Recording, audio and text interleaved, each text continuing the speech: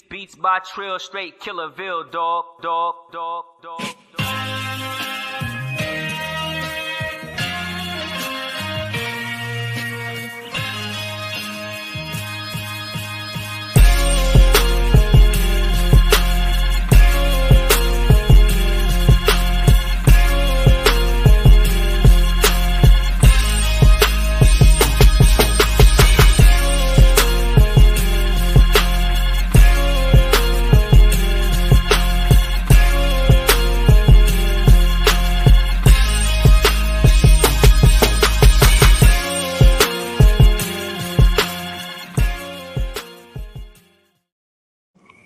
What's good? What's good? We are back for another Live from Fayettenam Friday. I'm the one and only Paul Masson, joined by Mr. J and Trillanoyx Trax.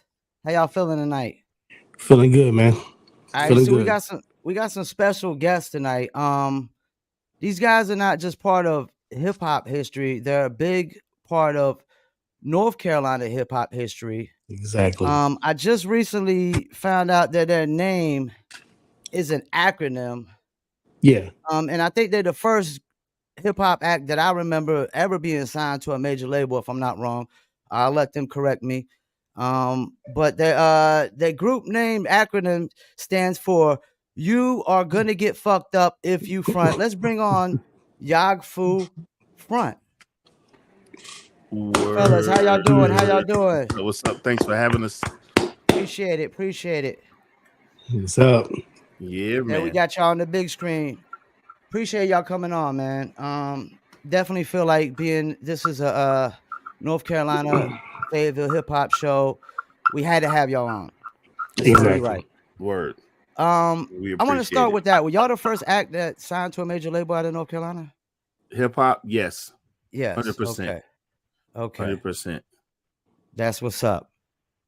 That is definitely what's up. I was looking at y'all's bio. I want to start here. Y'all were DJs for NC State Radio. Yep, WKNC. Yep. How did that come about? And what was that experience like? Well, what happened to Damage? He'll be back in a minute, probably. Well, really, it was like Damage was the man. Damage was up there following. He could tell the story better because his history is older than mine. He started up there through some connections he had because he was going to Central at the time, and I was going to St. Aug at the time. But I was doing like this sister program at St. Augustine State for communications. So St. Aug had a brand new TV station, and State were building a brand new radio station. So they were kind of cross-pollinating students on both sides. So at first, when in the old building, in the old Union in State, I got my little FCC license and all that stuff. And, and I was like, yo, I could go up there and rock or just go up there and be on the radio, do my internship, all that stuff. But over time, I met Damage, and, he used to rock, on his own on that show on the late night. Cause that's, only time they was letting hip hop on. And he can tell the real story because he had his channels of how he ended up on WKNC, and the people he ended up like going through is actually more veterans, more legends from North Carolina that some people don't realize, like Waxmaster Tory, like the first people like B-Boy Records, and these guys were putting out tracks on B-Boy Records back in, the late 80s. He came from that stock of dudes. And I ended up meeting him one night. I called him up and he invited me up. And after that, it was like, yo, let's go. We should just hold it down on the radio, man. Like we would be up there rocking hip hop. And you think about how new it was then, like 89, 90. We playing hip hop. Like we was playing real hip hop music. So it was like we was getting it in, and like we got the slot nobody wanted. You know what I'm saying? We'd be on the radio 2, 3, 4 o'clock in the morning, and we just be rocking, and being ingenuitive and coming up with different things. And it would be funny because it'd be like 3, 4 in the morning. We'd be like, yo, nobody's calling in. We about to pack it up. We out of here. And then the phones will blow up like, nah, we listening to y'all. Like, Like, don't go nowhere. So that was the thing, man. Like, that's how we ended up at KNC. Like, me and him, we both weren't state students, but we had some association with being students from state. You know what I mean? And we ended up coalescing. Now, this question is for either one of y'all. I was listening to the album again. You know, we heard it back in the days. Went back and listened to it. Did y'all have? It felt like y'all had a lot of DOS effects influence in there. Yes, we talked about it yesterday, Paul. Yeah. Am I right about that, or am I wrong about that? Or you gotta keep it real. Like, yeah, like we kind of, yeah. Like, okay, so imagine we came before DOS effects. You feel me? so y'all were before DOS effects. Oh, like, yeah. Think about it. We okay, came that's what I was. Lords Yeah, of the I thought so. Yeah. Yeah. Think about it. We came before Lords of the Underground. Okay. Yeah. Okay. So a DOS lot of the effects stuff may that's had a little bit of influence from y'all. We were around before that, and those are groups. You know, it kind of like puts us in an awkward position. Like, I mean, Wow. I don't know. All I know is this. I can just tell you accurately. During the time we were at WKNC, hip hop hadn't really taken off all over the country. So we were pushing it in North Carolina when nobody was pushing it. The local radio stations, even your local radio station, they weren't pushing hip hop. In fact, they were against it. They had advertisements against hip hop. Wow. So we had the radio station before us. The only platform around was WKNC, North Carolina State's radio show, right? A radio station. And they, during the daytime, played really hardcore rock. And then at nighttime, they would play hardcore hip hop. And during that time, we were listening to music. Like, before me, I was in high school. I was listening to Waxmaster Tory, who is a legend in North Carolina history. He actually helped to establish. He was one of the first people to get a record deal around here, alongside the Busy Boys. Right. And during that time, like, stuff that was coming out that I would listen to that he had to kind of refresh you guys remember where we were at. Like, Girls Ain't Nothing But Trouble was out, and Fresh Prince hadn't even come out yet. I had it on tape. So you got to understand there was a lot going on. We had we were kind of unique. We were one of the sole people alongside DVS, Waxmaster Tory, and my good brother DJ M Ski, who still does mixes to this day.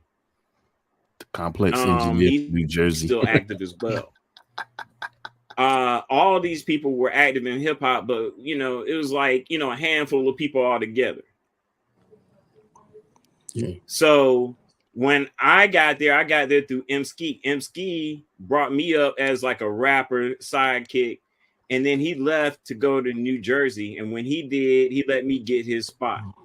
I had to take a class there, but I wasn't a full-time student. But you have to take a class there in order to. You have to have some credits. So I was able to stay at the radio station. And so I would play hip hop all the time, like from 10 a.m. I didn't get paid, just go there like 10 to 6. Yep, M Ski, the Complex Engineer from New Jersey. Him and Waxmaster Tory were probably the two most influential DJs in terms of me coming up. And then one night, as Spin was saying, I was just in there, and I had listen. I'm gonna keep it real with you. It was mad people that came up to the radio station. Some of these people I even know to this day. But the business side of the music industry was not even an interest for a lot of people, man. Like, as much as even me and Spin were talking about it to this day. there are parts of the music industry that people shy away from because of the work ethic that is involved in doing so, and it's invisible as an art. If you're looking at it as an artist, it's I mean, if you're looking at somebody from the outside looking in, and you're looking at an artist, you totally miss how much work is necessary for you to be able to get that type of any kind of success. Even to get on, you got to put in a lot of work. So time after time, people would come up to the radio station. You know, I would help them where I can, but you know, I was my thing was more focused on get your packages together. And I had a paper that I was working on at the time, because I also went to North Carolina Central, about how to get a record deal.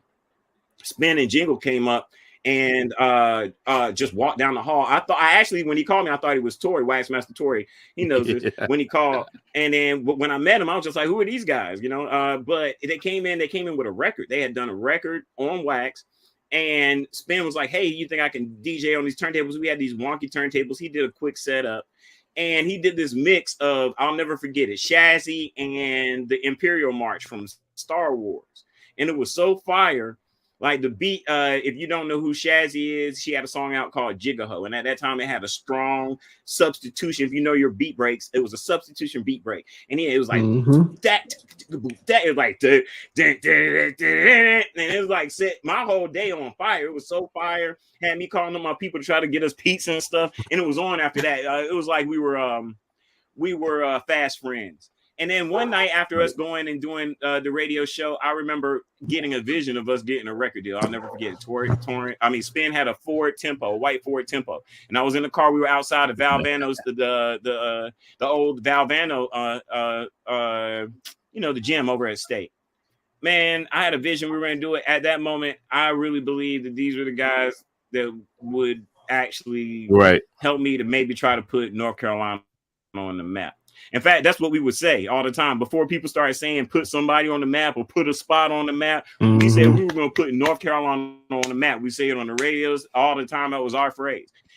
It was a shot. Even to this day, people still use that phrase, but I don't know anybody else that came up with that phrase besides us. I remember that very well. So our main goal in hip hop was to put North Carolina on the map. I don't think it was fame. I don't think it was fortune or even trying to be anything bigger than, hey, North Carolina has super talent, because there were so many people that come to the radio station. Yeah, we did. And it bumped from there. Even before we became the group that you guys know as YAGGFU, we went for a year or two just playing on the radio station, just having fun, recording songs, being zany.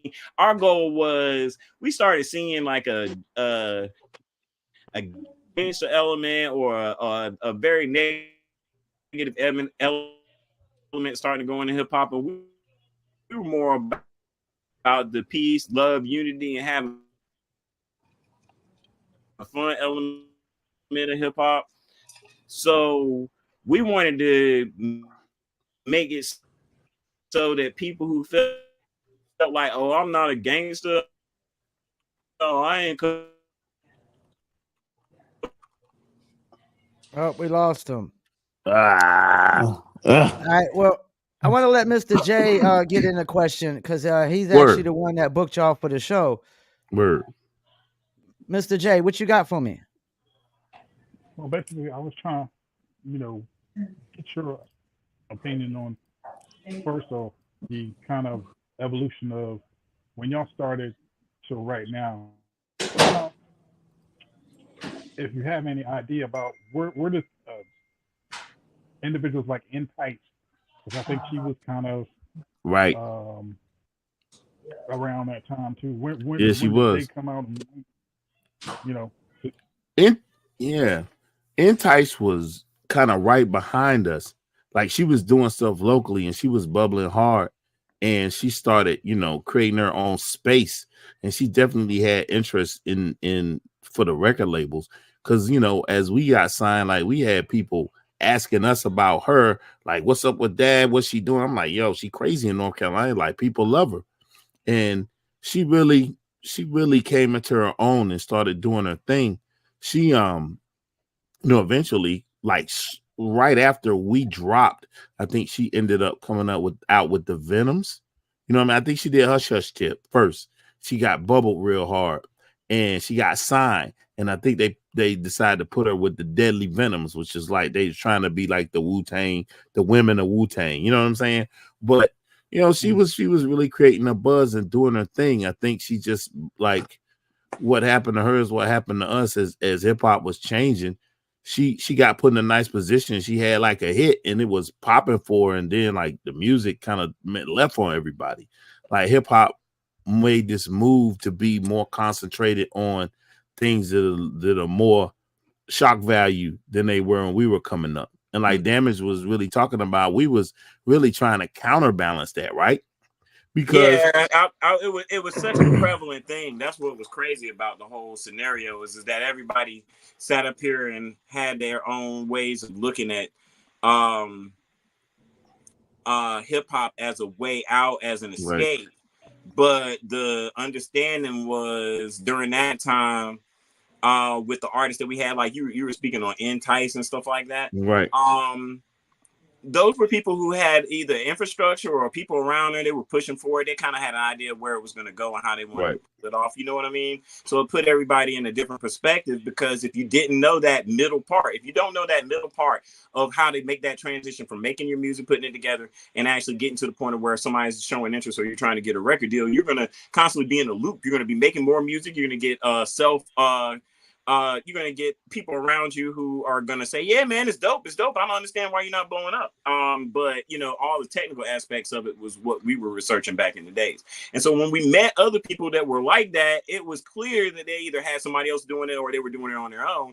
And I could see that set people apart, you know, in terms of how they pursue music. And you can even see that to this day. Who are the people who make it in North Carolina? J. Cole, The Baby, all independent, you know, very self-actualizing people. You know what I'm saying? People that stay within their small camps with producers, people that produce themselves.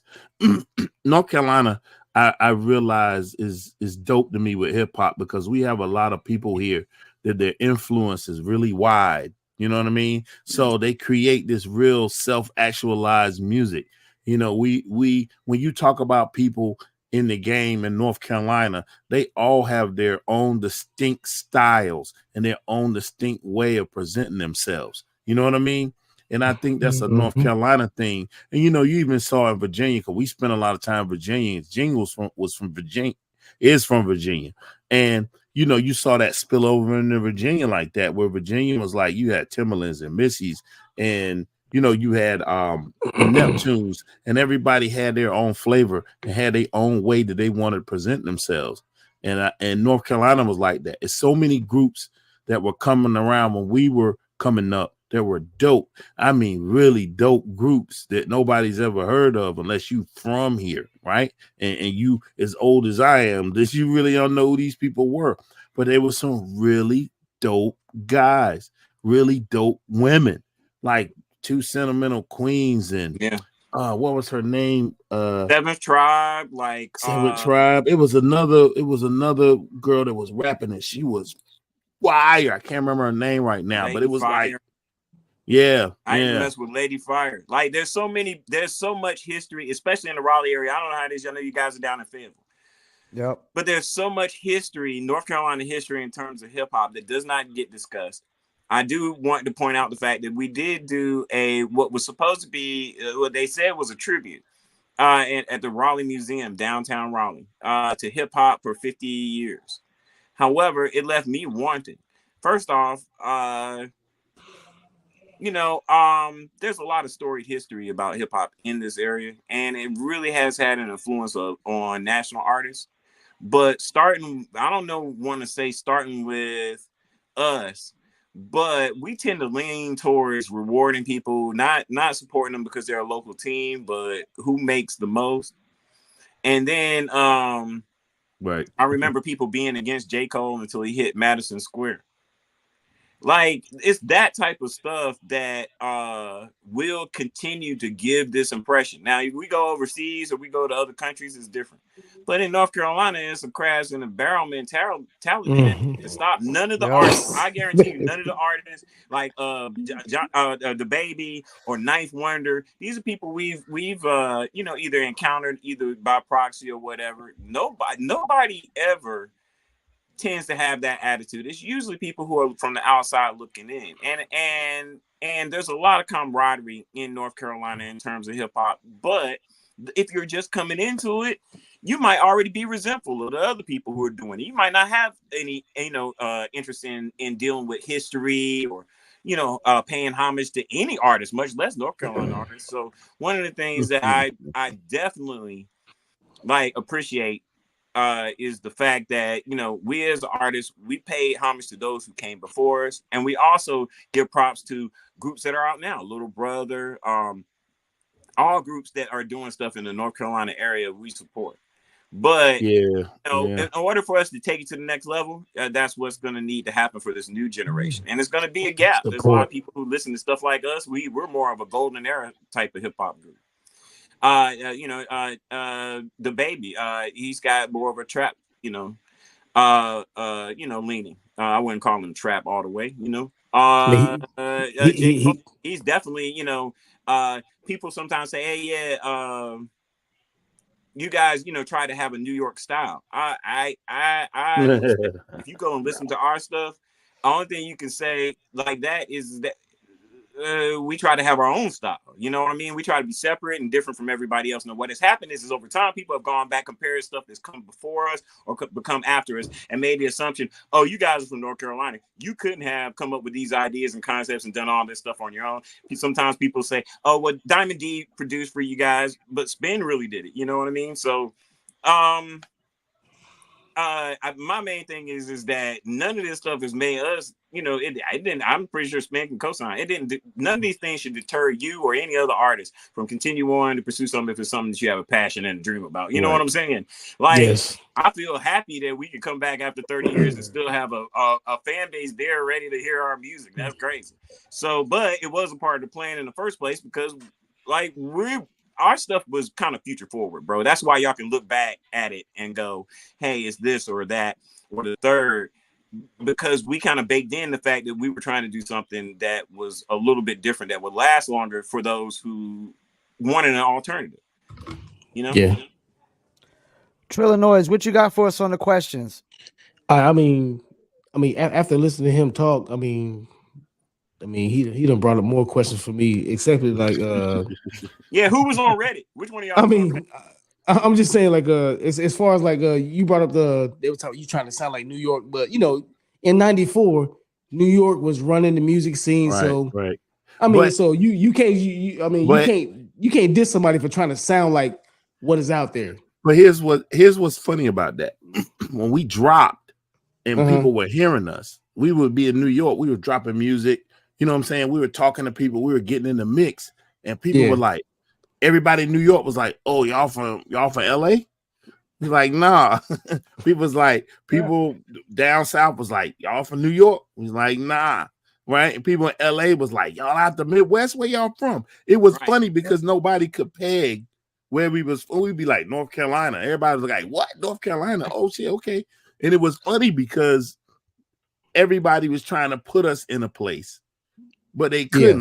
Like Damage was saying, people look back on it now and be like, yeah, New York or whatever. But it was funny because honestly, it's, you guys know, North Carolina's this place. We got so many universities and colleges in North Carolina. Yeah, it's so many people from all over the United States in the world here. And they bring, when I was DJing, we used to do parties at we did parties at all the campuses, Central, State, UNC, Chapel Hill, Duke, St. All, Shaw, we did parties everywhere, right? And I would be running a set, and my set would be Chicago.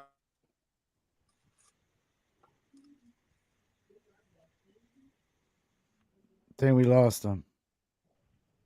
Okay, but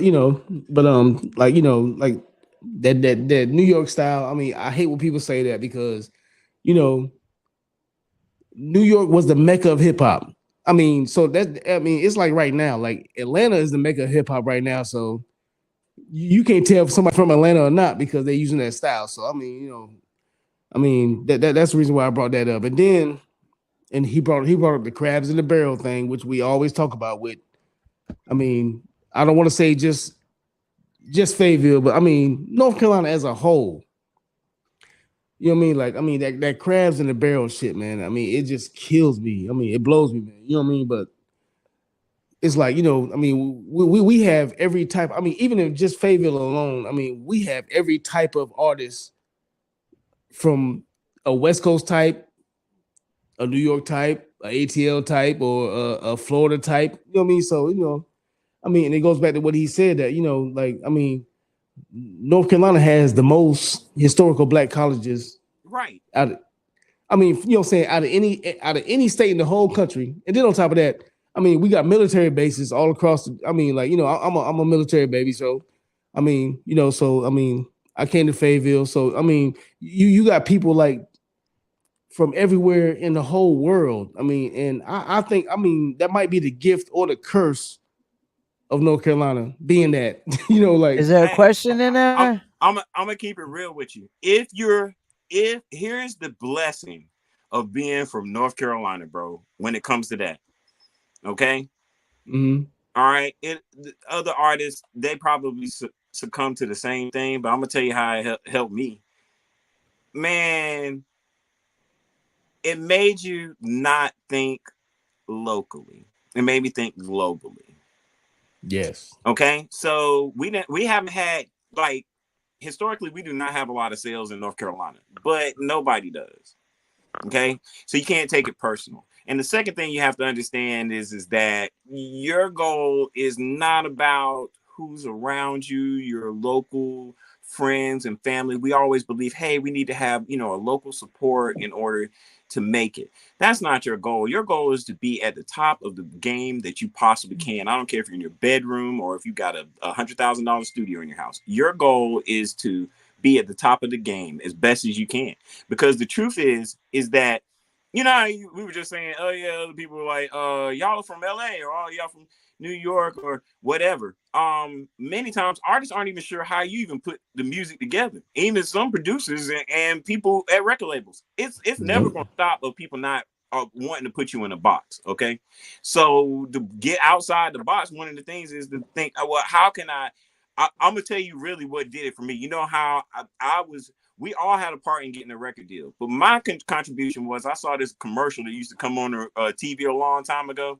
It was by this guy named Don Lapre. He was kind of a hustler, but what he did was, you know how we got all these influencers on YouTube trying to tell you how to do something to make money on like Zoom or Printful or something like that. He did that, but he bought mad commercials, bro.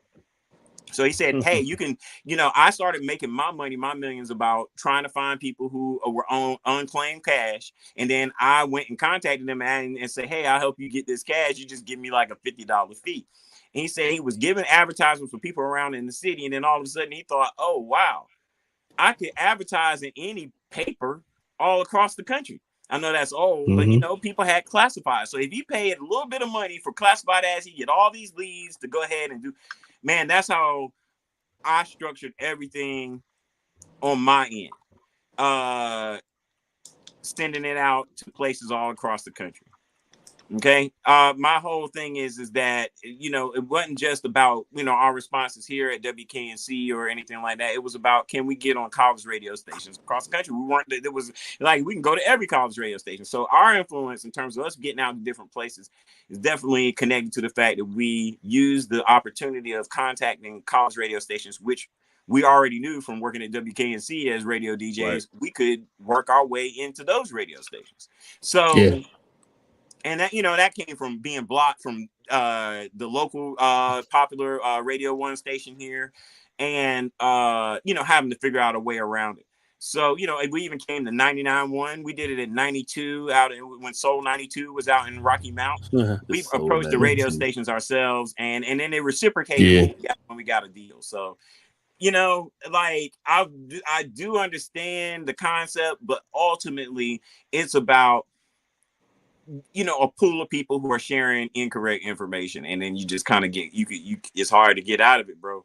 It's hard to get out of it. You'll have information, you know, about the music industry that you heard in an interview or off of a magazine, and then you'll run with that for 11 years, not realizing that person didn't even know what they were talking about. The only way to do it is to experience it and get in there and get rejected.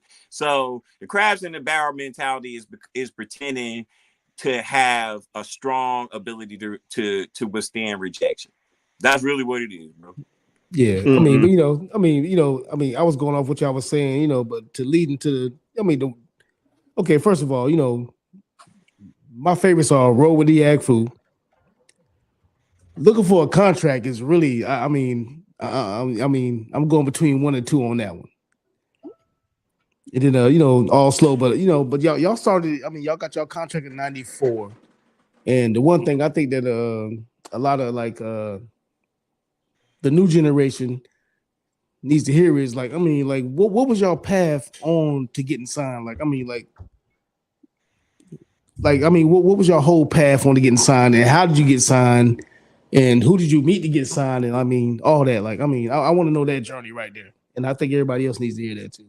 I'm gonna start off and let Spin continue. Basically, what we did was we packaged, man. We made T-shirts. People were not doing this. We had a logo when people didn't have a logo. I'm gonna break it down all the way down. We had a logo when people didn't have a logo. We wanted to actually manufacture our own CDs and cassettes, and people were not doing that. We had T-shirts. We were very marketable in terms of trying to put, we put stickers, little circular stickers everywhere. And people akin those things of having those merchandising parts of it, and the fact that we were consistently going to the studio, it made us in a local way establish ourselves as a rap group without a record deal. We put out our own posters in the convenience stores. We weren't even selling our music. We just simply were marketing and putting our name out there.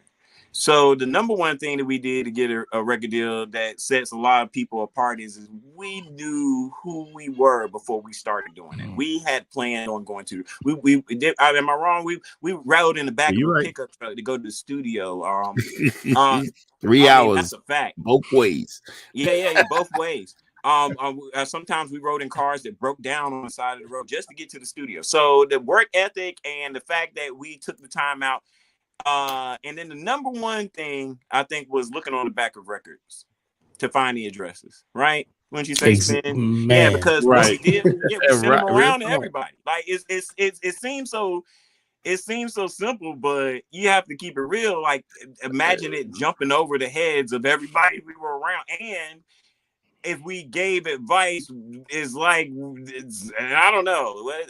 In retrospect, after 20 years, after hearing, people like meeting back with people back in Raleigh, I think they thought we were being buttheads about it. Like they didn't realize that's exactly what you got to do. It hadn't changed. It hadn't changed in 30 years. Yeah. So what y'all was doing is what people doing now. Like y'all was doing that back in 94, 93. We 92, 91, bro. You gotta understand. That it wasn't just that. Don't forget, other rappers came to Raleigh. Right. So think about everybody came to Raleigh. Yeah. Now put it to you like this. While we're doing this, from 1989 to 1990, 1991 is when we first got signed, and we came out in 1992. And then 1994 is when our album came out. But during that time, we're seeing Tribe Called Quest, and y'all know a Tribe Called Quest, and they know a YAGGFU front, but y'all don't know a YAGGFU front. You feel what I'm saying? De La Soul, they know a YAGGFU front. Y'all don't know about YAGGFU front, right? Tribe Called Leaders of New School. They know about YAGGFU front. Y'all don't know about YAGGFU front. So when you're hearing somebody like Charlie Brown go New York, North Carolina, and Compton, you don't know they talking about us. So, but you're hearing the bits and pieces, but you didn't know how much of an influence we were. Yeah. But I will say this though. Okay, yesterday, I'm gonna be straight up. I heard of y'all before. But I had to get reintroduced, so I've been doing my homework because I know, y'all was coming on the show. Right. Mm-hmm. And now, what I'm saying, like earlier today, I remember I was in Sanford at a gas station in 92, with with a dude I was in a group with, rest in peace to him. And y'all sticker, that logo was on the gas pump. I tell you right, just today, today it hit me in Sanford. I was in Sanford. I remember that because he was in the military, so he was out there near Sanford, which is not too far from Fort Bragg and all that stuff. So yeah. I remember that, but my thing is, y'all was basically doing what people are doing today back in 91. Nobody had logos. nobody was doing that. Like you say, like with stickers and you know, what I'm saying like posters and stuff like that. Like I mean, they was waiting nobody. till they was signed first. But yeah, bro. nobody was really doing that. There were no independent. Nobody was doing that away from us, bro. There were no at the time. There were no independent hip hop groups who were not signed doing what we were doing. That's a fact. Ain't nobody can take it. And in fact, we saw people to this day. I ain't gonna lie to you, bro. We do stuff. Only a select few of hip hop people see it. They then apply it to their stuff. To this day. I mean, but we're not out there like that. And I'm not saying that to be like anything. It just happens to be a part of the experience of YAGGFU front. But I'm not capping when I say that. It just happens to be.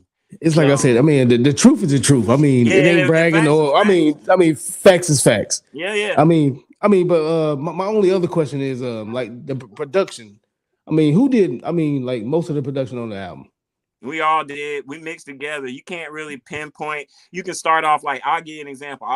Because people always say Diamond D produced our remix of Slap and Suck Silly. No, he didn't. Spin did that. He did that on the ASR when we were at the beach. And I remember hearing him chopping up the beats and chopping up the breaks for it. So the thing about it is I think in the same way where people would be like, hey, y'all from California, without us saying anything, which we really shouldn't, people have attributed a lot to us that just isn't really true. But where'd that Diamond D rumor come from? Where'd that come from? Diamond came through. I wanted to ask that. Yeah, came through. Don't get it twisted. It was all love. Diamond represented because we was on Mercury with Diamond. So Diamond was like, "Yo, y'all need beats," and we was like, "Yo, what's up with a verse?" You know what I'm saying? Because Diamond was spitting too. Yeah. It was dope. It was dope to have Diamond rapping over one of my beats. Was like, yo, one of YAGGFU beats, because I can't say mine. Because honestly, like what Damage ain't getting to is, yo, Damage would be like, yo, listen to this sample. Right. He would play it, and then he would be like, listen to this drum, and then I would be like, oh snap, hold on, I got a horn. Yo, listen to this. And then Jingle would go, y'all know what y'all should do? Listen to this. Yo, we would build tracks like that. And this was back in the day. So we didn't have a studio or equipment. You know what I'm saying? Stuff existed, but we didn't have it. We was pause button tape, because, we was all DJs too. So we had that kind of stuff. Pause tapes, yes. So we was doing that kind of stuff. And then we put it in our brains and we write whole songs. And then we go to the studio and be like, yo, we're going to drop this. And we go to the studio and put what we had in our heads and what we had pause tape and the ideas, we put it together there. Then we spit. When y'all listen to the album Action Packed Adventure, right? That's raw creativity.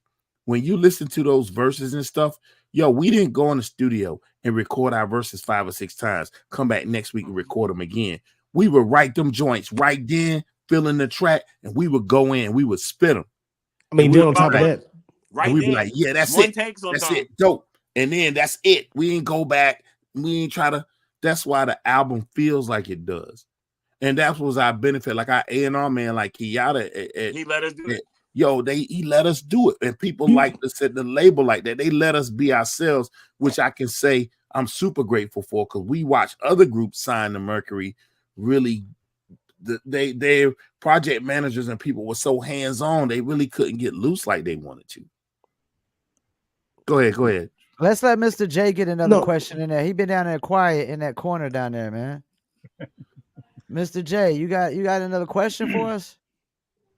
I think we didn't really get to where y'all see the scene going and where, how do you assess the growth, really? Okay. How we see the scene in North Carolina, how we assess the growth. Oh, okay. I'll take a quick. Hey, I think it's like this.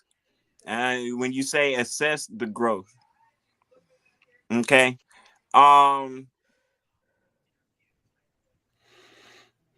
You gotta attribute the growth to the individuals that put in the work to get it there.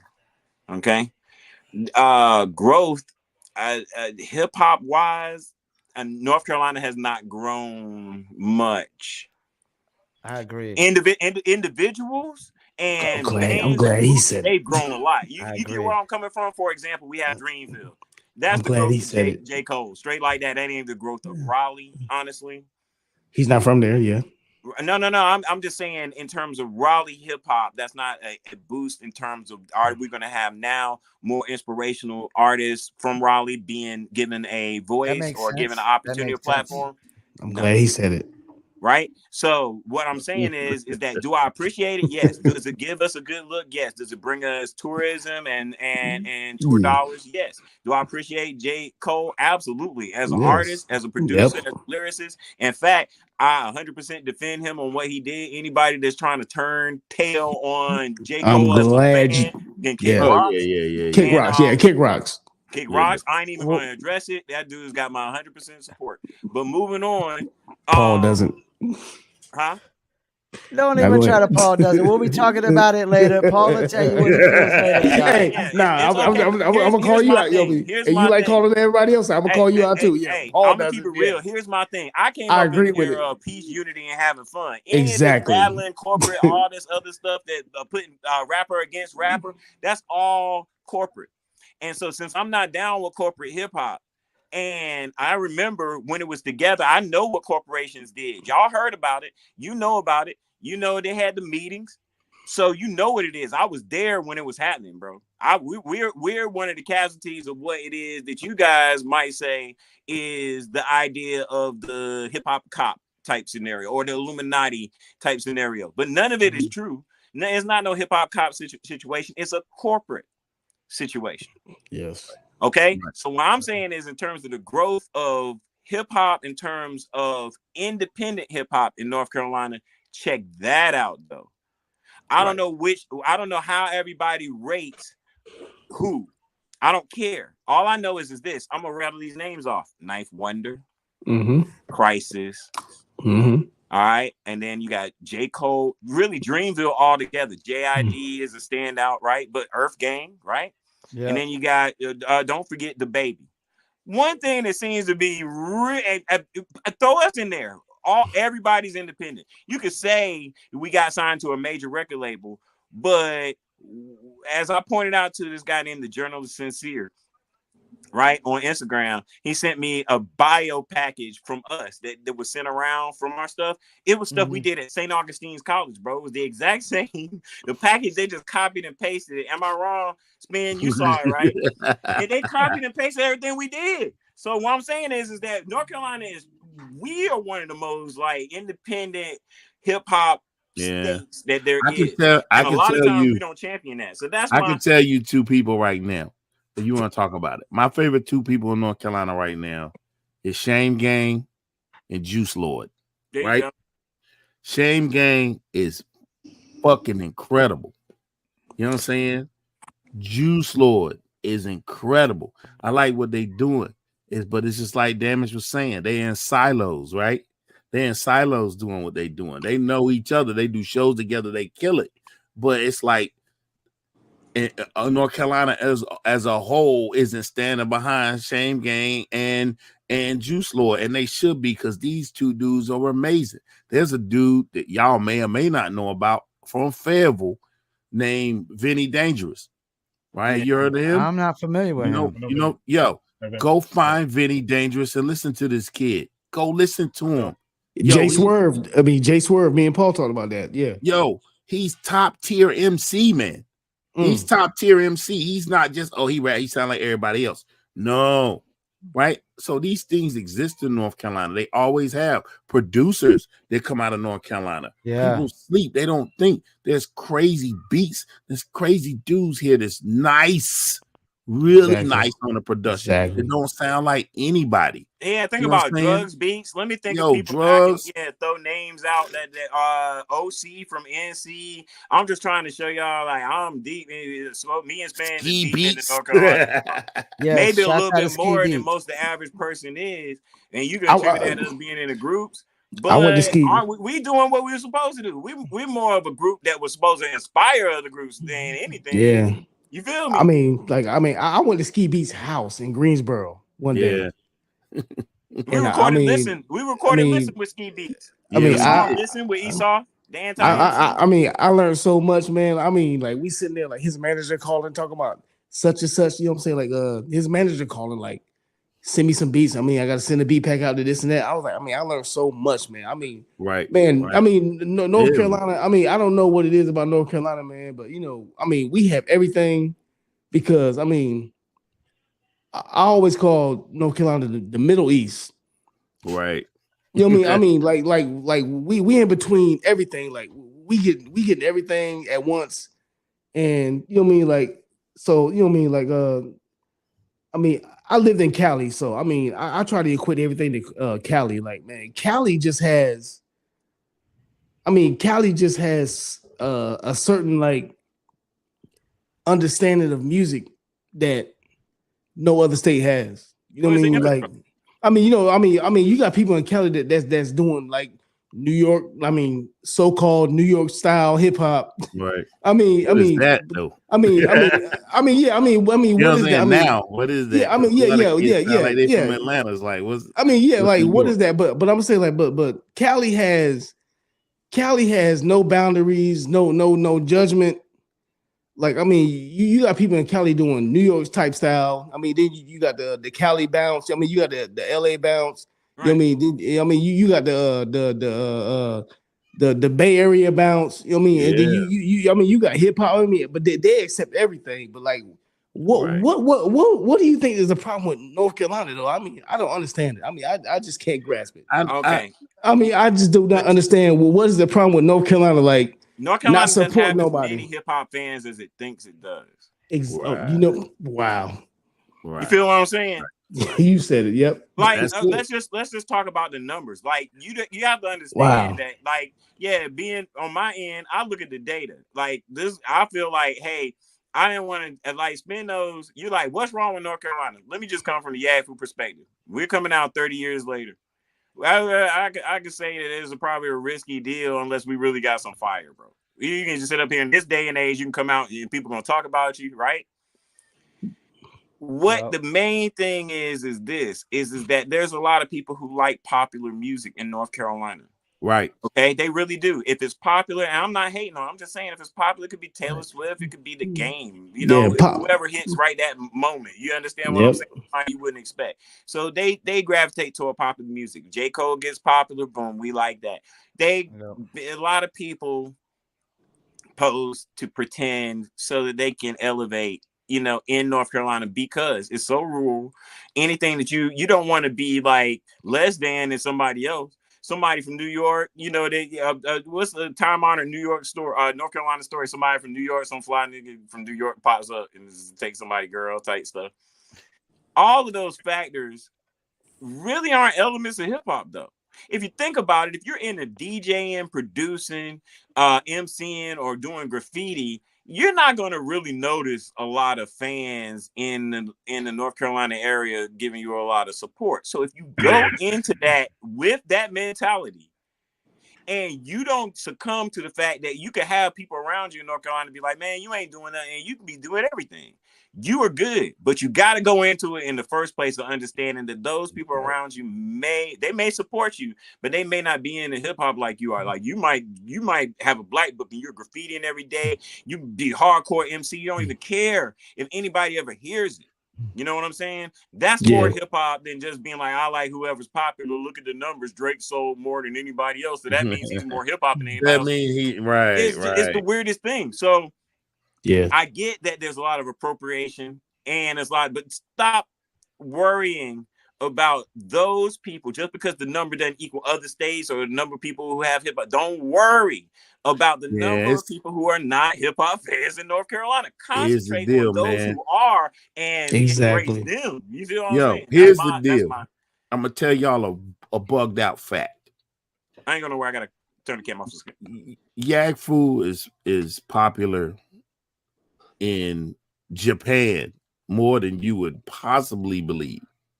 But you know what wipes Japan? For some reason, South America, Colombia. Well, we had thousands and thousands of views and listens from Colombia. Yeah, Bogota, especially. Yeah, it's like, Ecuador. What's going on? What is happening? And we realize it's about the heads. It's about the hip hop heads. It's really about the heads because we're a hip hop group, and Damage and I hip hop guys. Like, we had these conversations. You heard this yet? No, I ain't heard that. You listen to this? No, I ain't listen to this. Yo, go listen to this. I'm like, yo, we had those conversations. Like, yo, you know, we still are digging around the internet looking for who's doing it, who's killing it, who's doing something different. You know what I'm saying? Go ahead, Trillanoyx. I talked to Paul. You know, I mean, me and Paul talk about this all the time. Like the hip hop scene is more appreciated overseas or out the country. Yes. I mean, come on, dog. I mean, way more than it is here. I mean, I grew up in Germany.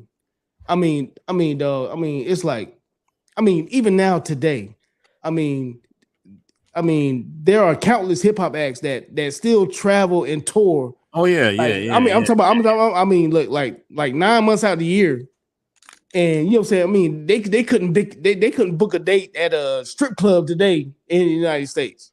Right. I mean, everybody appreciates hip hop more than they do. I mean, across the world. Well, go back to the corporate thing, bro. I mean, right. Exactly. Yeah. That's back to the corporate shit. But I mean, that is, I mean, that's crazy. That's fucked up.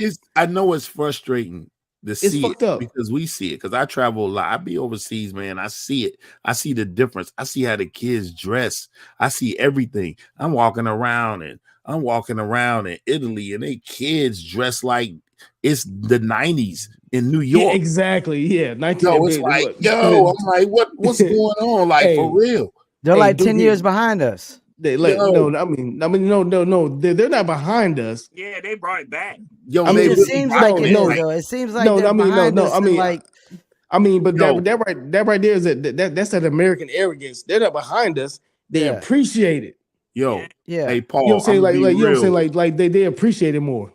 I wish I had. And you gotta realize, if you ain't did it yet, it's due to you. KRS-One said, if ain't nobody heard the freestyle, it's a freestyle. If you wrote it and you saying it for the first time. So what I'm saying is imagine a bunch of kids saying, yeah, I'm gonna reject this particular style of hip hop that they got over there. Let's go back to the authentic. And that is what's been missing in a lot of these commentaries about what's going on with hip hop in America. The majority of hip hop fans in America don't like corporate hip hop. Young people like it because they wanted to be different. They used the opportunity of the generational change to try to put out an underhanded way of trying to get the youth to act like that adults were against the type of music that they were against. When Versace came out, right? Mm-hmm. I saw people react to it in a way similarly than they did Serato, for example. Serato it's not authentic. You're not actually like, and so same thing with Versace. When the Migos came out, I saw some older people who weren't really as into hip hop. These are the same people that I will always say changed from the silk suits and the ballet boots to hip hop when you know it became intimidating. They had to man up. They couldn't be going around with the silk shirts on anymore. But I saw that change. It's the same thing as what happened with the hip hop industry when the Migos, who came up with a flow and a style that was different than everybody else and kind of were on an independent tip. Right. So then Drake instantly recognized it, hopped on it, didn't even want to be in the video. Think about it. And took it to a whole nother level of where the thing that happened to Jay-Z, where everybody rapped like Jay-Z during his era, happened to the Migos. You feel what I'm saying? When that happened, people began to have a shift in terms of what they considered was hip hop and what was not hip hop. Some people started going, oh, well, this isn't really hip hop. And some people were like, yes, it is. It's rapping. And then you had the pressure of corporations. And think about it. You got if you're a corporation, you know who's buying these young white kids, and you're going to market to them. You've got a brand new way to market to them through the internet that most of the hip hop fans were not a part of at that time. During the Migos time, we were just getting into it, bro. Yep. Right. Okay. Right. So I watched that particular thing happen. That particular technique of being in advertising. I knew what it was. We were being marketed to, and it was a negative slant towards traditional hip hop. Oh, I don't be doing that freestyling stuff. That's for old people. I don't do all of that. I don't be into that graffiti breakdancing. That's cornball, right? So then you got these people that you're putting ahead as being the new hip hop stars now trashing what has been traditional. Yeah. Okay. Now, what has happened is that they're almost trying to use the concept of, oh yeah, hip hop is over, hip hop is done with, because of the same tactics that they used. They're like, oh, we don't have to necessarily focus on what people want because we found a global thing in Afro beats now. And now we can push Afro beats because Afro beats is more. You see what do you? So, but what they've never done is acknowledge the fact that hip hop took over everything: the clothing industry, the shoe industry, the music industry, the fashion industry, the television industry. Hip hop completely moved ourselves into it. Yeah, it did. So it did. Because we don't control our narrative and we don't control our media, we will continue to have these conversations amongst each other. Yeah, because that's it. Yeah, that's it. We don't control our media, man. We don't. And that's why you seeing this stuff now. You seeing this mad dash for control of the internet because Damage can jump on, you can jump on, you can have your show and you can listen to him say what he's saying now. And what terrifies people is if all of a sudden you did an interview with somebody like us and all of a sudden you got 1 million, 2 million, 3 million, 4 million views and it went crazy, you're going to get phone calls. And who going to be those phone calls? They're going to be corporations. And what they going to do? They're going to be offering you money and advertising money. And then YouTube going to come to you. And then one day they're going to have a person like Damage on. Then they're going to say, hey, you can't really have guys like that on our advertisers. Don't like that. And there it is. Exactly. Yeah. And that's what they do. It's the co-op. It's the co-op and the control. Because you got to control what people are saying. And people don't realize how that works because what that means is you can, like, I watched this movie the other day, was real ill. This dude was like, yo, if somebody came to me and said, yo, I got 1 million lemons. These people, they don't like lemons, but I got 1 million lemons over here and you can buy them for cheap, 1 cent a piece. All right, give me the 1 million lemons. Then I'm going to go on this campaign telling everybody that lemons are scarce. Lemons ain't good for you. Lemons is hurting the body. Lemons is going out of style. We can't grow lemons. It's a problem. And then we're going to constrict the flow of lemons. We're going to convince everybody they don't want lemons. And then once lemons are rock bottom and we got all the 1 million lemons, we're going to flip it. We're going to flip the media and say, oh my God, we got lemon juice. We got lemon oils that help your skin. We got lemon rub on your face. We got lemon shampoo. We got lemon, right? And now you cornered the market. That's what we dealing with. That's what's happening.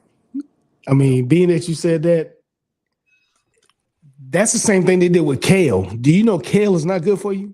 Yes. Oh man, kale tears your digestive system up. I mean, garlic isn't really that good for you. I mean, but I mean, it and everything. I mean, milk. Like, come on, man. You're right. I mean, of course, milk and breakfast and all that stuff. You know what I'm saying? It's called break the fast. You know, your body's healing. You know, so break the fast. But anyway, but yeah, that brought me back to like the kale thing. Like, you know, because kale is not good for you. You know what I mean? Like, kale was in so much abundance and they couldn't sell the kale. So you remember, like the past 10 years, kale has just been considered like a superfood, like, you know. Yeah, they need a campaign. On paper it looks good, but in practice it doesn't. Hip hop is good for your health. Think about listen. Hey, what is the name of the breakdancer that we saw when we were downtown in Raleigh? He was at 35 and he looked like he was like 27. What is he? He's a famous breakdancer to this day. You know, a Boogaloo Shrimp?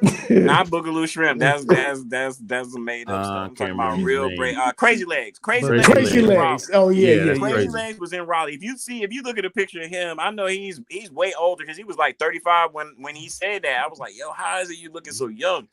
He preaches that. Yeah, he does. I watch his channel. Yeah. Right. He said that back then. So you have to understand, like, hip hop being able to. I'm just thinking about people who are our age, and you know, the mental faculties were starting to slip. You know, their cardio wasn't good, breath control not good. I'm not even talking about performing. I'm talking about just regular people I know who look much older than either me or Spin, and they're the exact same age or older. I believe it's hip hop.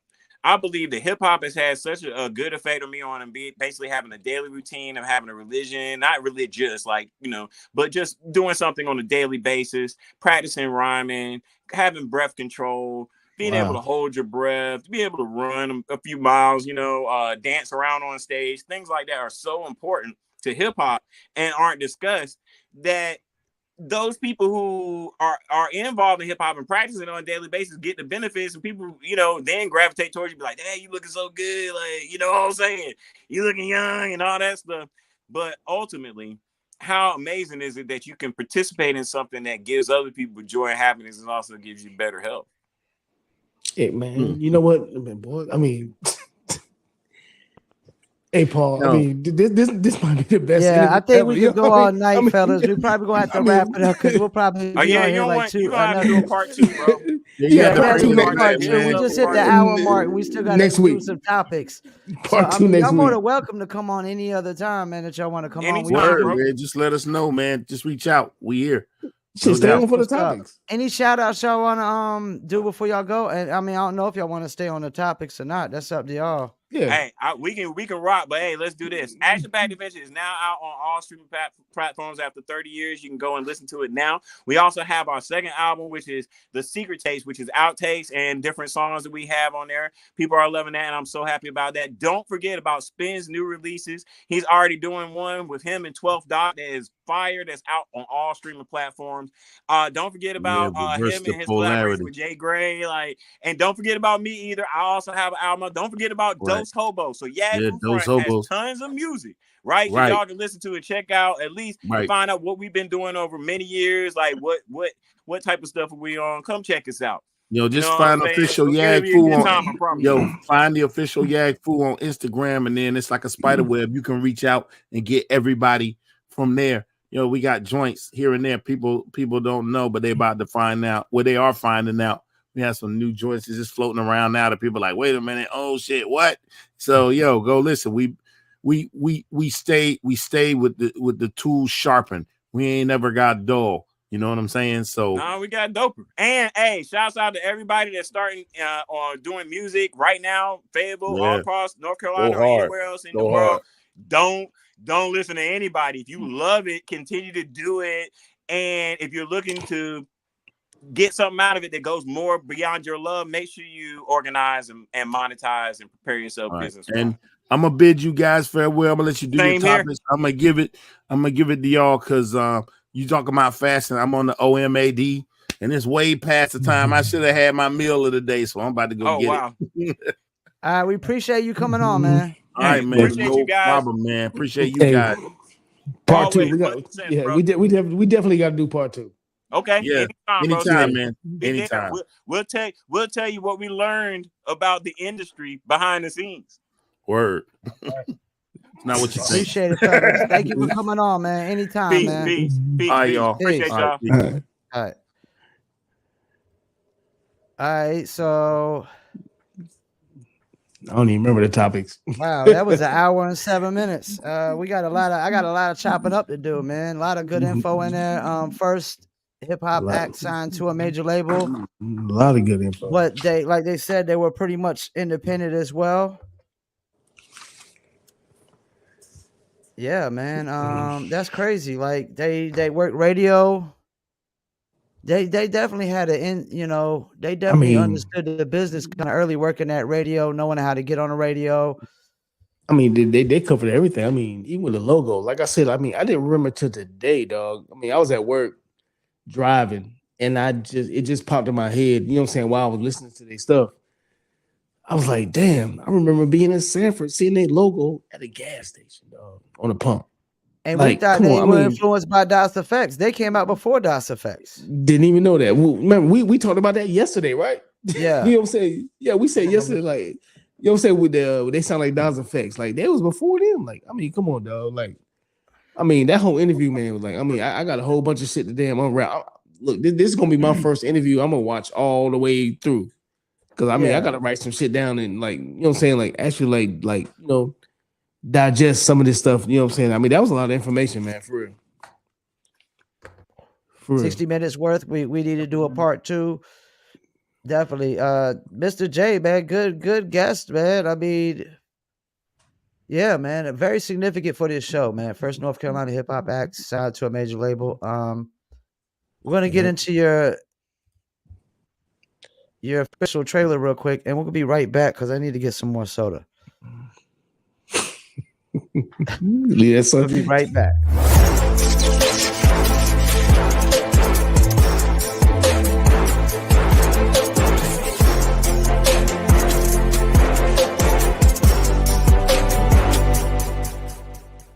It's gone from it being kind of gate-kept to being kind of closed off to now it's wide open. You know what I mean? Like from city to city, even state to state, it's wide open. The artists can really control their own destiny now. It really comes down to the business, and we're seeing a lot of the really talented artists in North Carolina really step into their own and create their own lanes and craft their own little niches. We out here doing what we do, man. You know what I'm saying? Carolina shit, representing the underground scene. Carolina got a lot to offer. There's a lot of artists out here that y'all sleeping on. You know what I'm saying? Don't say you don't have no talent out here, because if you just stop for a minute, you will see. It's so much talent here. People got so much to offer. And all we try to do is just bring our talent to the people and bring it to light. You know what I'm saying? So, you know, this is really important that we let the people know, like, Carolina's bigger than J. Cole and the Baby and P.D. Pablo. All this cash, see the speakers blaring, the people staring like, where you get all that?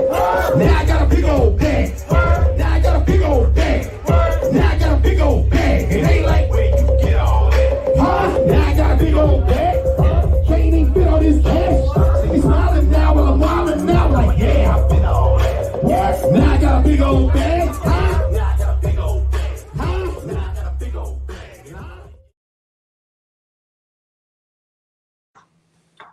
Underground Experience brought to you by Mr. J, NCC Records, The Empire.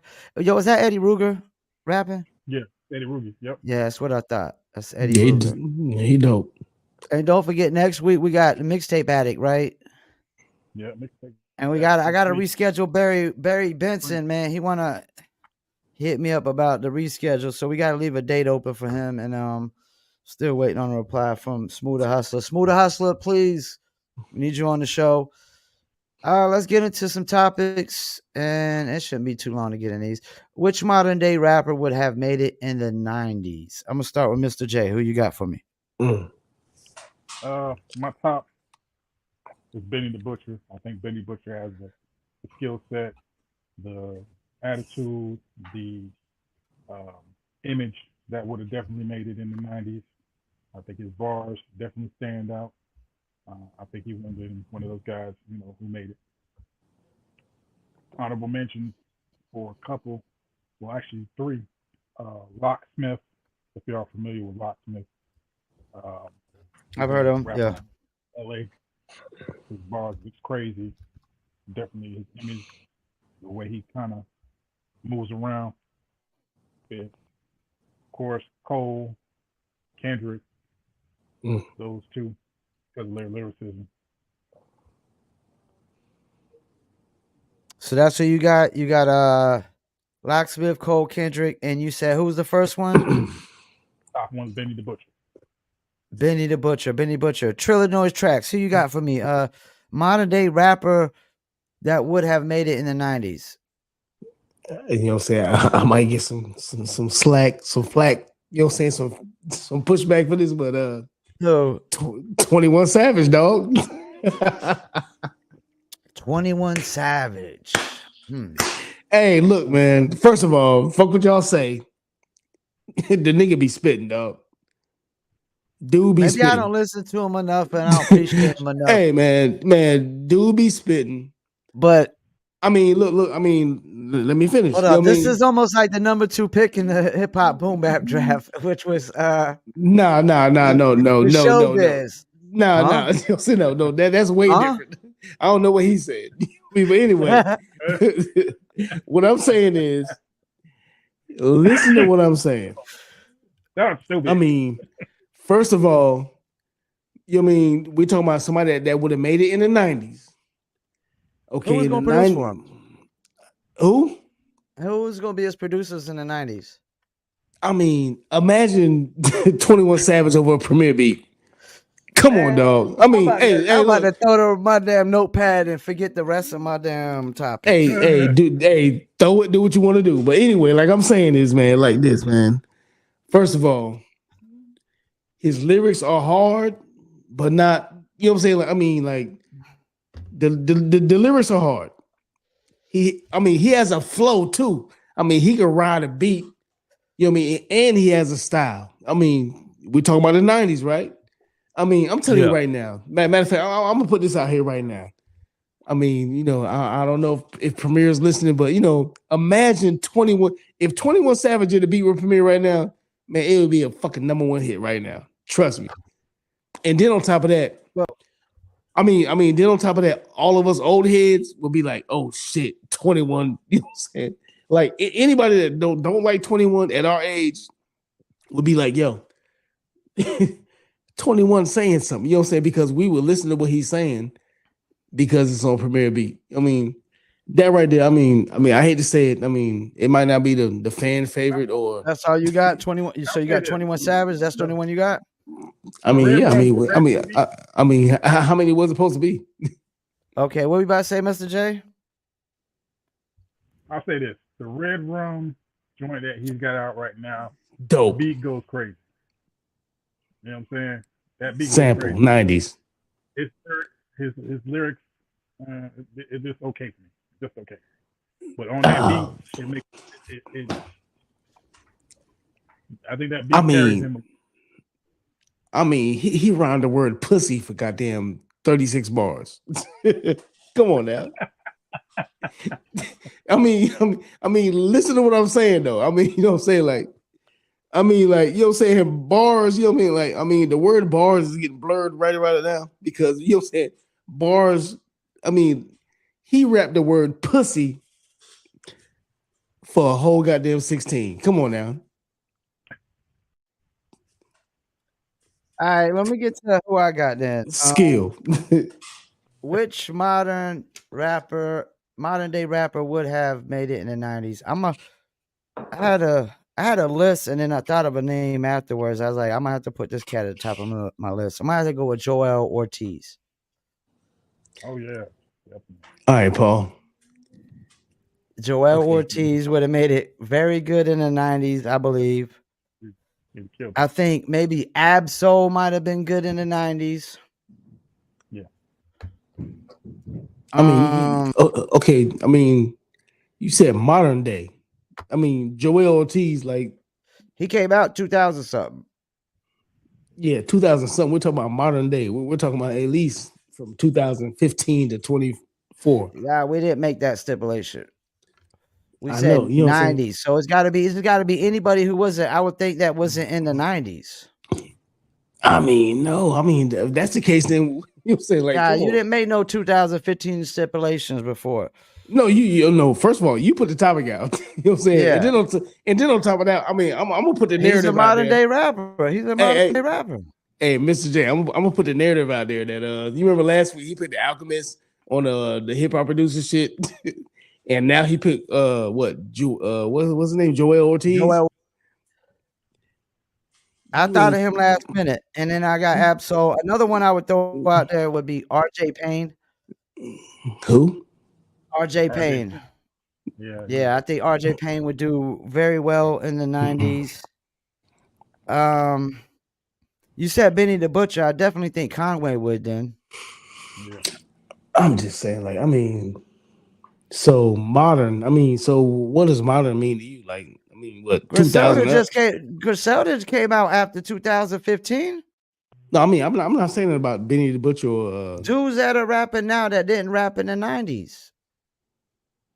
I mean, that changes the whole scope. I mean, there's a lot of people that wasn't in the 90s. Well, we got to start from 2000. I mean, break down those stipulations and rules. Joel Ortiz is a modern day rapper who did not come out in the 90s, who I think would have done well in the 90s. And another one, I know somebody said Chuck D would go in on him, but I think Lupe Fiasco would have did all right in the 90s. Well, shit, I mean, Big Sean. I mean, Big Sean don't get no shine or no love. You know what I mean? To Big me, Sean is Big under Sean, that tier. To me, he's that tier under like Cole, man, Drake, and Kendrick. He's under, like that tier right under them. Under. You put him at that same tier with Cole, Kendrick, and Drake. I'll put him above all them. I mean, trust me, man. Big Sean spits, I'll put him like the tier right underneath him.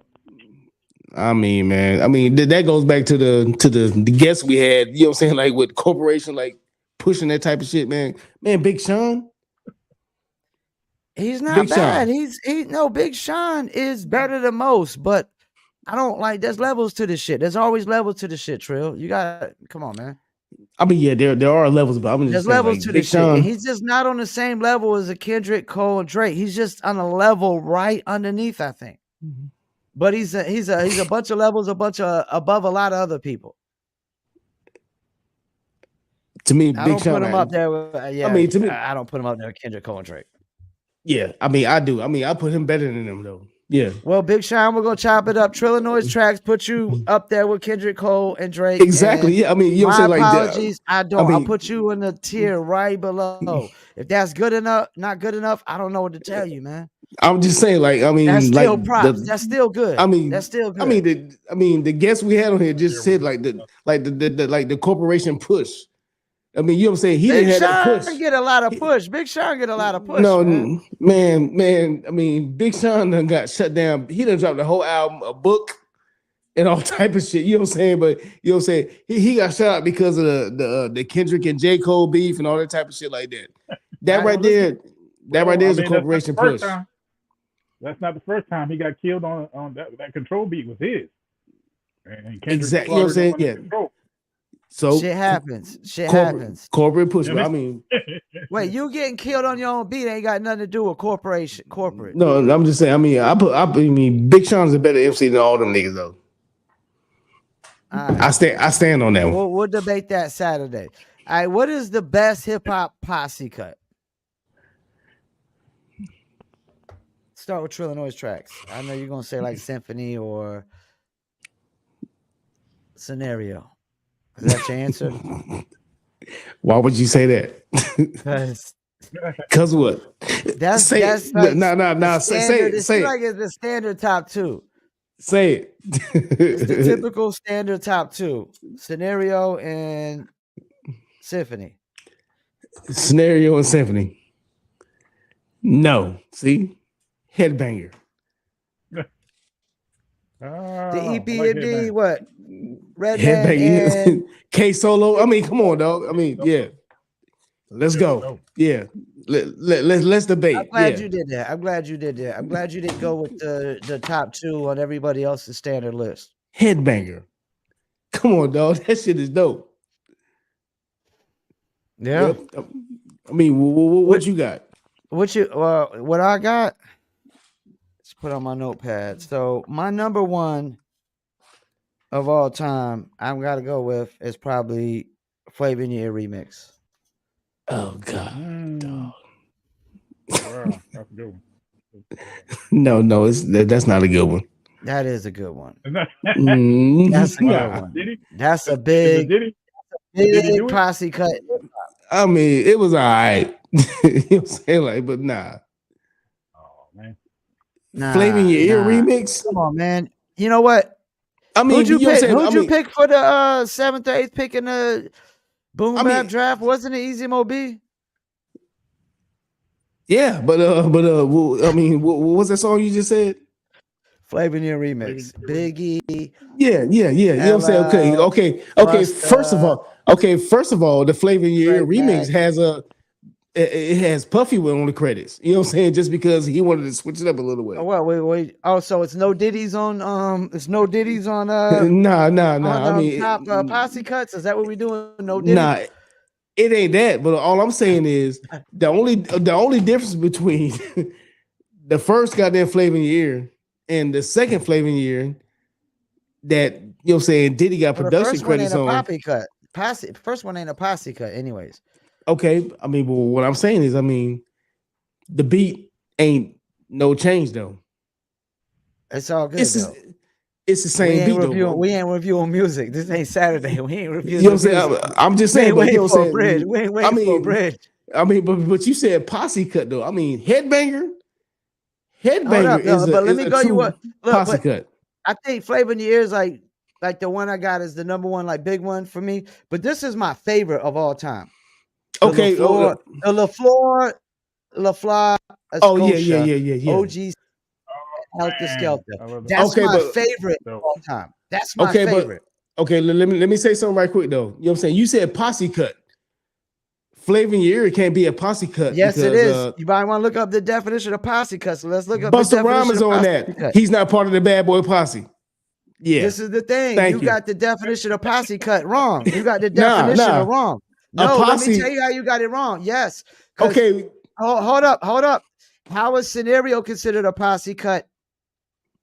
I didn't go with a posse cut on that. I mean, Scenario is considered a number two posse cut. A posse cut is a crew of all the people on the same crew. No, it's not. The definition of a posse cut is 4 rappers or more. Where'd you read that at? Send that to me. You know what I'm saying? I want it verified. You know what I'm saying? I mean, did the government, you know what I'm saying? I mean, hey, if I don't get that shit from the FBI, the CIA, or the FDA.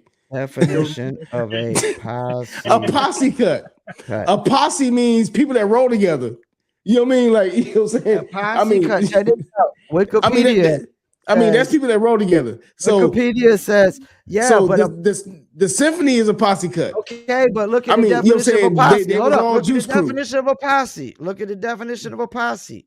Headbanger was a posse cut because they was all Def Squad and all this stuff like that. It's because it's 4 or more rappers. Scenario is not a posse cut. You know what I'm saying? Because the definition of a posse is a body of men in a county from which a sheriff could summon to enforce the law.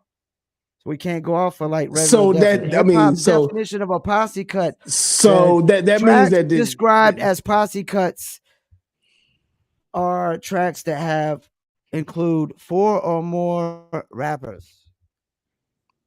If that's the case, then I mean, that's why they consider Scenario and Symphony Scenario is not a posse cut. It's considered a posse cut on the top list. Headbanger is a posse cut because you know what I'm saying? That's all Def Squad. You could go on Reddit and everything. All these lists, everybody's considered Scenario is. I'm telling you, Scenario is considered a posse cut. Okay, so you know what I'm saying? We going back to what the guest just said. You know what I mean? That's what the corporation trying to tell you what a posse is. You know what I mean? But it's not necessarily the corporation. Posse, there's people in hip hop that consider posse cuts or more.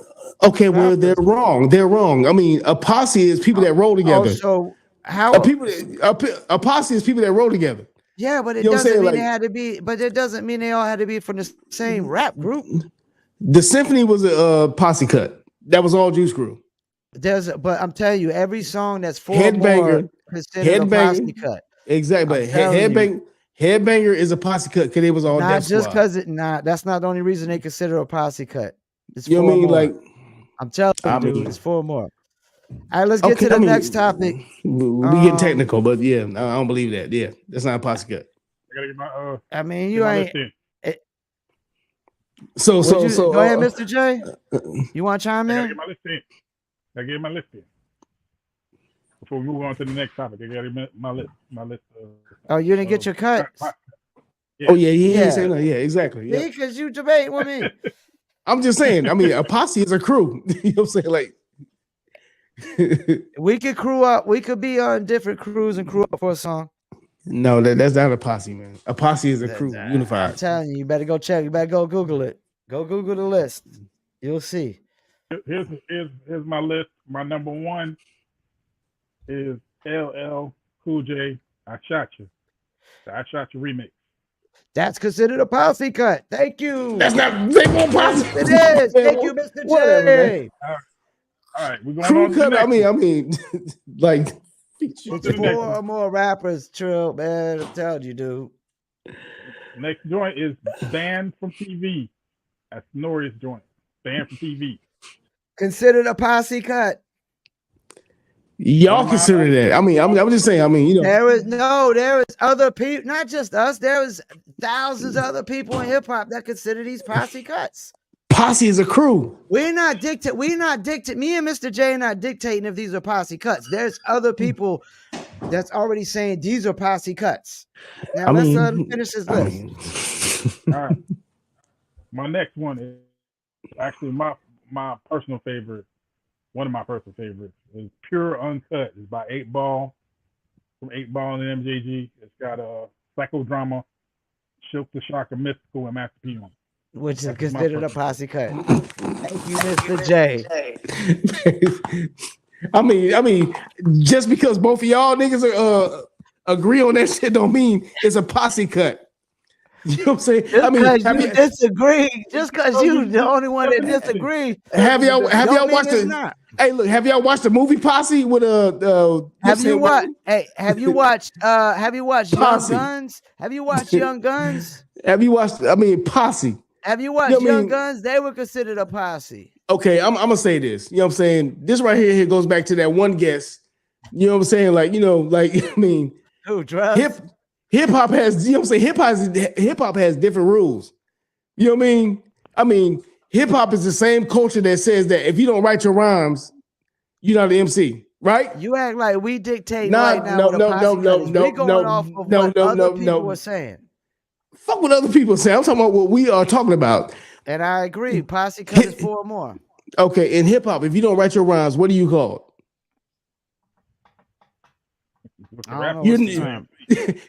There is no term because you know what I'm saying. Listen, you're not called an MC. Okay, in hip hop, you know what I'm saying. Back to the other dude. If you don't make your beats by yourself in hip hop, you know what I'm saying. There's another one. Live at the Barbecue. That's another posse cut. Shouts out to Jennifer. Oh, dog. No, just because there's 4 niggas on the motherfucking damn track don't mean it's a posse cut. I can't say that word he just said, people, but a posse is 4 rappers. A posse means a team. A posse means a team. Anybody can team up. Y'all got it fucked up, man. You know, hey, you know what? Well, let's get into the next topic. You and all the rest of them got it. You know what I mean? Yeah, y'all got it. You know what I'm saying? But like, a posse cut in hip hop means people that are on the same team. You need to start hitting that Google and see what we're talking about. Nah, I don't need to hit the Google. I was there. You know what I mean? I don't have to hit the Google. You know what I'm saying? I was there. You know what I'm saying? Google is for y'all motherfuckers that's agreeing with that bullshit right there. Man, look, dog. A posse means people that are from the same crew. I mean, if you get 5 niggas together, that don't mean it's a posse cut. No, a posse originally meant from the same county, but like we're applying that for hip hop, they gotta be from the same county. Man, Future and Drake did 2 albums together, and now they beefing. So they're a posse. There's Come on, man. People in hip hop that are in crews that don't live in the same county. Man, no, a crew is like. Well, we're talking hip hop. A crew means people are under the same label. Oh, so hip hop changing the whole definition of posse. Hip hop changed the whole definition of everything. You know what I'm saying? I mean, nobody talks shit about Beyonce because she don't write her songs. But nowadays, everything got 2 definitions. But listen, though, but come on, more. dog. Come on, dog, man. Come on, man. Let's get into the next one. Let's get into the next one. I'm just saying, but everybody want to get on Drake because they say he don't write his rhymes. There's only 3 of us, so we can't call us a posse, the Life of Fayettenam posse, but we're gonna we're gonna be a posse. No, we are a posse, but anybody that is not from Fayettenam come on the show, we can't call ourselves a posse. Exactly, man. Come on, dog. We a posse. All right, so what's your top 3 favorite? Now, this was gonna be 90s joints, but Trill want to change it to all time. So we're gonna go with all time. What's your top 3 favorite hip hop albums of all time? I'm gonna start with Mr. J. I'm going Snoop Dogg, Doggy Style. Yep. That's one of my Ray and Ghost. You know, the purple tape. You know what I mean? That all them joints on there. Scarface, the Untouchable. That's one of the 3 of my favorite joints. That's your 3 favorite joints. So Snoop Dogg, Scarface. And what was the second one you just said? Ray and Ghost. Ray and Ghost, which is actually Jizz is actually my favorite Wu-Tang solo. But I can't argue with that. I mean, there's a lot of people that really love that album. What you got, Trillanoyx Trax? Your top 3 hip hop albums of all time? I mean, I'm gonna go with shit. I mean, but you know what I'm saying, to piggyback off him, you know what I mean, that Doggy Style, I know for a fact that I am the first person in Fayetteville, North Carolina to have the Doggy Style album because I was at Paradise Records at 7 a.m. Nah, I mean, I'm dead ass serious, man, for real. I was at I remember Paradise that when Records. people would be in there like super early waiting for it to open No. up. I mean, this won't no release shit. Yeah. I'm talking about I was there at 7 a.m. and the UPS truck came and dropped off the fucking cases of goddamn CDs. I know that for one. Huh? Don't tell me you stole one. No. You know what I'm saying? I mean, I wanted to rob him, but you know, that was a different time. But I'm just saying though, I mean, I was there. I mean, I know for a fact, you know what I'm saying? I was at Paradise Records on Yakin Road. UPS truck pulled up, took the goddamn boxes of CDs in there, and I went in there and I bought the first Snoop Dogg CD in Fayetteville, North Carolina. Can't nobody dispute me on that one. But you know, I'm gonna put that one as number one, and then I'm gonna go with Zaggin, NWA. Yep. Which one? Niggas for Life. What did you just say? What did you just say? It was spelled backwards. Zaggin. Come on, man. Yeah. Yeah. See? Am I allowed to say that? Yeah. you can say Zaggin. Yeah. Zaggin? Okay. Please don't cancel me, people, for saying Zaggin. Please don't cancel me. You can say Zaggin. Yeah. But anyway, you know, I mean, that album right there, like, it was a game changer for, like, you know what I'm saying, like East and West Coast, you know what I'm saying? So Zaggin, Doggy Style, and it is funny that, you know what I'm saying, the first two was West Coast artists, but, you know, Doggy Style was my shit, man. I mean, I just got my first car, you know what I'm saying? I just had my first daughter, you know what I mean? Like, I mean, I be talking to my daughter now, I'll be like, I'm surprised you ain't deaf, because I had 15s in the back. You know what I'm saying? She like 5 months old, you know what I'm saying, in the back seat, in a car seat, and I'm booming that shit. You know what I'm saying? But, you know, Doggy Style, Zaggin, and the first Nas. First Nas? Huh. I mean, you know, then on top of, I mean, it's funny how all three of those is like pretty much sequential though. You know what I mean? They're in the same time. I mean, it was just like, you know, like an important time in my life. So, you know, I mean, all those stick out to me. All right, so I'm gonna get into my top three. My number one all time, I think, will never be dethroned. I don't think nobody will drop an album to dethrone this. Is Mobb Deep Infamous? That's my number one album of all time. It's been that for a while, beginning to end. Like, if you skipping a song on Mobb Deep Infamous, I mean, I don't know what to tell you. There's nothing to skip. I had to listen to this album again. I gotta go with Biggie, Life After Death. Biggie, Life After Death. I just feel like he was gonna take over the game if he was still alive. Him and the Lox, he would have probably executive produced their album. It would have been a hell of a lot better. There's nothing but bangers on the Biggie, Life After Death. I mean, you get to a few tracks that might not be your cup of tea, like the Jay-Z or something, but you might need it because there's just so many fucking bangers on there, man. N-Words, Bleed Like Us, Got a Story to Tell. I mean, just countless joints. The Lox joints. And then I think my third favorite album all the time, I had a debate on this one. I almost wanted to go with Rakim, The 18th Letter. Oh, dog. That shit was dope. That shit is dope. Underrated. I mean, not mentioned enough. Like, I mean, yeah. But I think I had to go with Gangstar Moment of Truth is my top three. I've always loved Gangstar. Up there he goes, Rakim, 18th Letter. I mean, the rhymes on there is just like rhyming perfection. I mean, just Rakim. But I had to go with Gangstar Moment of Truth because that was the first album, like when after Premier done mastered that new Premier sound, you know, that we're typical hearing now. Yeah. That was the first album, because the album before that, it was kind of more versatile and you didn't have that specific sound. But Moment of Truth was that first mastered sound that we know Premier sound, today. Premier sound, that Premier sound, And it was features like Crazy all over it. G-Dep, Freddie Fox, Big Shug, the Militia, man, the Militia killed it on there. Yeah, the Militia, the Spectre Deck track. God. Obama, what was it? What was the mechanics work around with their tools. The Ayatollah, the sofa, clouds my sofa, some shit. It's funny though, you know what I'm saying? But that Gangstar album and the 18 Level came out at the same time though. Yeah, around the same time. And Premier produced on the Rakim joint. Yep. You know what I'm saying? It's been a long time. Yep. It's been I was living in Campbell Terrace then. Yep. I was living in the projects, man, in Campbell Terrace. Both of them albums came out at the same time. Yep. Yeah. It's like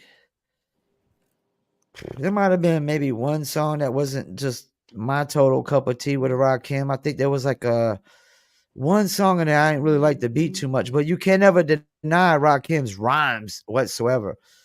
It doesn't matter what the beat was. His rhyme was going to be like perfectly on time and perfectly on beat, and he was going to say some shit that was typically dope. Yeah, I mean, you know, he was on that 5% shit. Like, I mean, you know, the one thing I've noticed about hip hop is that, I mean, I listen to a lot of old school stuff, and I'm hearing it different now as an older man. You know what I'm saying? Like, I mean, it's some stuff you miss, you know what I'm saying, when it came out. Even though you was a fan, like, I mean, it's so much stuff that you missed that they said, or even with the beats, like, I mean, even the beats sound better now. And maybe it's because, you know, all the bullshit that's like being pushed in our ears nowadays. I mean, I don't know, but you know, it's like nowadays when I listen to old school hip hop, man, you know, I can listen to a Rakim song or a MC Shan song, whatever. I'm hearing it different now. You know what I mean? I mean, that's the beauty of hip hop, you know. So, well, look, fellas, we got 20 minutes till we hit 2-hour mark to hit another topic. I gotta piss real quick, so we're gonna run another Underground Experience documentary. Hey, Paul, don't hold it back. Come right back for the last time.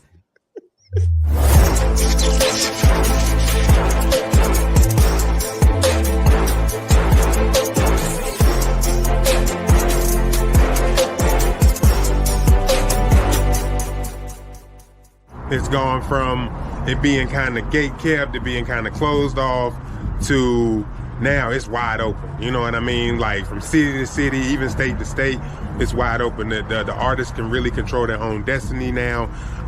It really comes down to the business, and we're seeing a lot of the really talented artists in North Carolina really step into their own and create their own lanes and craft their own little niches. We out here doing what we do, man. You know what I'm saying? Carolina shit, representing the underground scene. Carolina got a lot to offer. There's a lot of artists out here that y'all sleeping on. You know what I'm saying? Don't say you don't have no talent out here, because if you just stop for a minute, you will see. It's so much talent here. It's so people got so much to offer, and all we try to do is just bring our talent to the people and bring it to light. You know what I'm saying? So, you know, this is really important that we let the people know, like, Carolina's bigger than J. Cole and the Baby and P.D. Pablo. All this cash, see the speakers blaring, the people staring like, where you get all that? Now I got a big old bag. Now I got a big old bag. Now I got a big old bag. It ain't like, where you get all that? Now I got a big old bag. Can't even fit all this cash. See me smiling now while I'm wilding now, like, yeah, I fit all that. Yes, now I got a big old bag. Now I got a big old bag. Now I got a big old bag. Right, y'all want to book an interview for the Underground Experience? Hit up Mr. J. Where they got to hit you up at? Hit me on NCCCEO at Yahoo, and or hit me on my IG. I'll go ahead and make it happen. That's what's up. And you see the Cash App for credits and stuff like that. We got the last topic, and they definitely said the artist name that we're going to talk about in that documentary official trailer. What did you think? I'm gonna start with Mr. J, because I know Trill's gonna go in on this probably. What did you think of J. Cole apologizing for releasing 7 Minute Drill? Well, here's the thing. The MC in me was disappointed because it would have been a great moment for lyrics.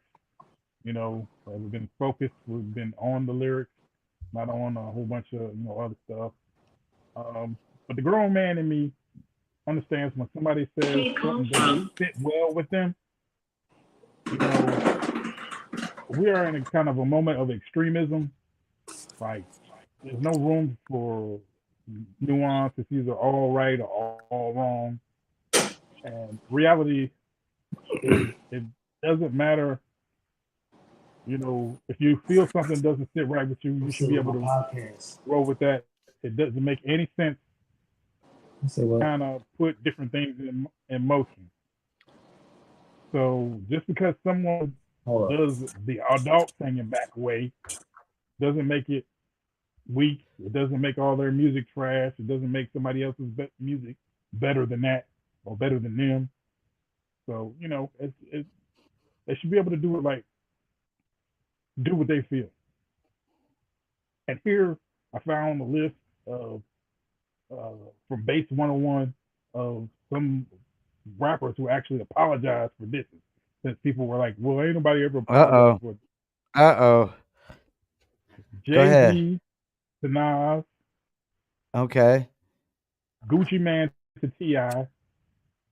Benzino to Eminem. 3P to Y Celeb. Melly Mel to Eminem.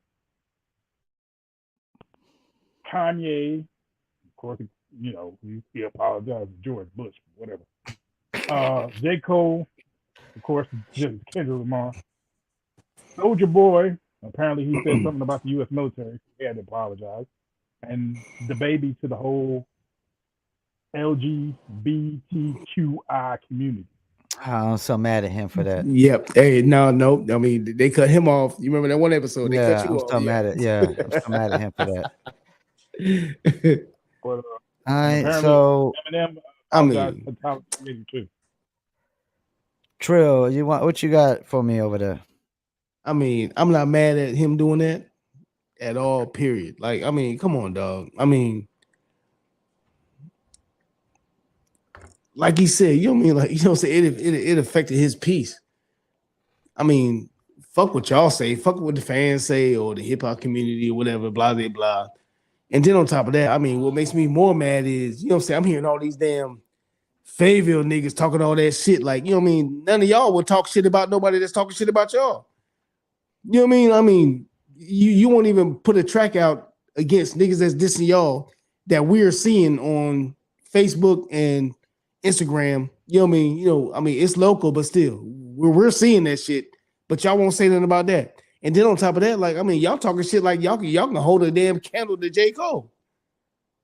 I mean, you know what I'm saying? I mean, that's a grown man, dog, to me, that's saying that, he admitted that he got peer pressured into that shit and he didn't really want to do it and he really didn't mean it, and that him and Kendrick are friends. So, I mean, other than that, like, I mean, fuck what everybody say. You know what I mean? Like, to me, though, like, I mean, it's just like, I mean, all these local niggas, man. I mean, I hate to use the word local, but you are local. Nobody knows you. You know what I'm saying? Other than your bitches you fucking and niggas like us. So nobody knows you. But I mean, how you gonna talk shit about a nigga that's out there on, you know what I'm saying? Like a top tier nigga. You know what I'm saying? That nigga that's out here really doing this shit.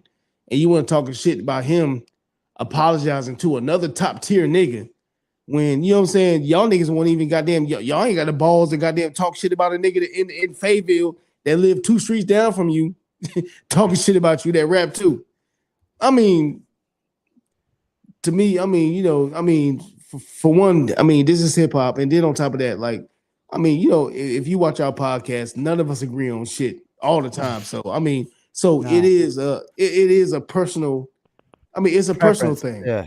It's a personal preference. So, you know what I mean? Like me and Paul talked about this shit the other day. You know what I'm saying? So, I mean, Paul's leaning one way, I was leaning one way. So, I mean, I'm a little disappointed. I mean, Maybe if he did, maybe if he waited a while. I ain't gonna lie. If he waited a while or something, he just like he dropped the diss record and right after it's the apology. I mean, I think it would have been worse if he waited more, but I mean, I'm not mad at it, you know what I mean? So I'm not mad at it. I mean, like, he said what he said, you know what I'm saying? Like he said for his personal peace. I mean, this is 2024, so you know, mental awareness and you know what I'm saying, mental health, you know what I mean? You can't go against nobody, but you know, and that goes back to everything from this interview, I mean, to a lot of interviews, you know what I'm saying? Like, you know, hip hop has different standards than everybody else. So, I mean, so who's right? I mean, talked to somebody today. I ain't gonna say no names. Hip hop has different standards. Let me throw this out there. I talked to somebody on the phone today, and I ain't gonna say no names, but they were saying a lot of like with him, you know, like when he did the like old boy dissed him on Lil Pump, and then he did the interview. A lot of that is like him being his original rap persona, the therapist. I mean, dog. I mean, he's like this guy that like. I mean, to me, he's being himself. You know what I mean? I mean, you know what I'm saying? Like, I mean, the problem is that hip hop has standards that no other genre has. I mean, it's just like, you know what I'm saying? Like, we go back to the old boy that we had on the show. In hip hop, if you don't make the beat yourself, it's not hip hop. If you don't write your whole, you know what I'm saying? Like, I mean, in hip hop, if you don't write your rhyme, you're not an MC. In hip hop, you know what I mean? Like, I mean, it's just so many standards that with hip hop, and then you know what I'm saying? Like when you try to like discuss it, you know what I'm saying? Like everybody has to blame for those standards. You got to blame the people. I mean, that it's hip hop. Right? I mean, man, the people who started it, right? It does. I mean, no, hip hop has different standards. Or just the fans themselves. It's like I said, like standards. Beyonce doesn't write none of her. You know what I'm saying? I mean, Beyonce might half write one, or Beyonce does songs that nobody has written. Neo wrote Beyonce's biggest songs. Yeah. So I mean, so do we discredit Beyonce because she didn't write the song? What I'm saying is, I mean, exactly. I mean, it doesn't matter. But what I'm saying is, hip hop has different standards and different shit like that. So in hip hop, just like Drake, you know what I mean? Like they've been going through that shit. Like, oh, he didn't write his rhymes. Oh, he had ghostwriters. So that discredits. Like, I mean, in hip hop, anything that you don't do by yourself discredits you. And I mean, just like I was saying with old boy, like, I mean, I didn't disagree with what he was saying. What I was saying was hip hop has different rules. Well, that's a dumb rule. You know what I mean? You know what I'm saying? You know. Okay, well, I mean, that right there is a whole nother discussion. You know what I mean? Like, I mean, I'm not saying nothing against Beethoven because Beethoven didn't play all 97 instruments, you know what I'm saying, in that fucking goddamn symphony. But he composed it. There's plenty of times I've been writing rhymes and somebody say, "Hey, yo, Quincy Jones didn't do it this way or that way."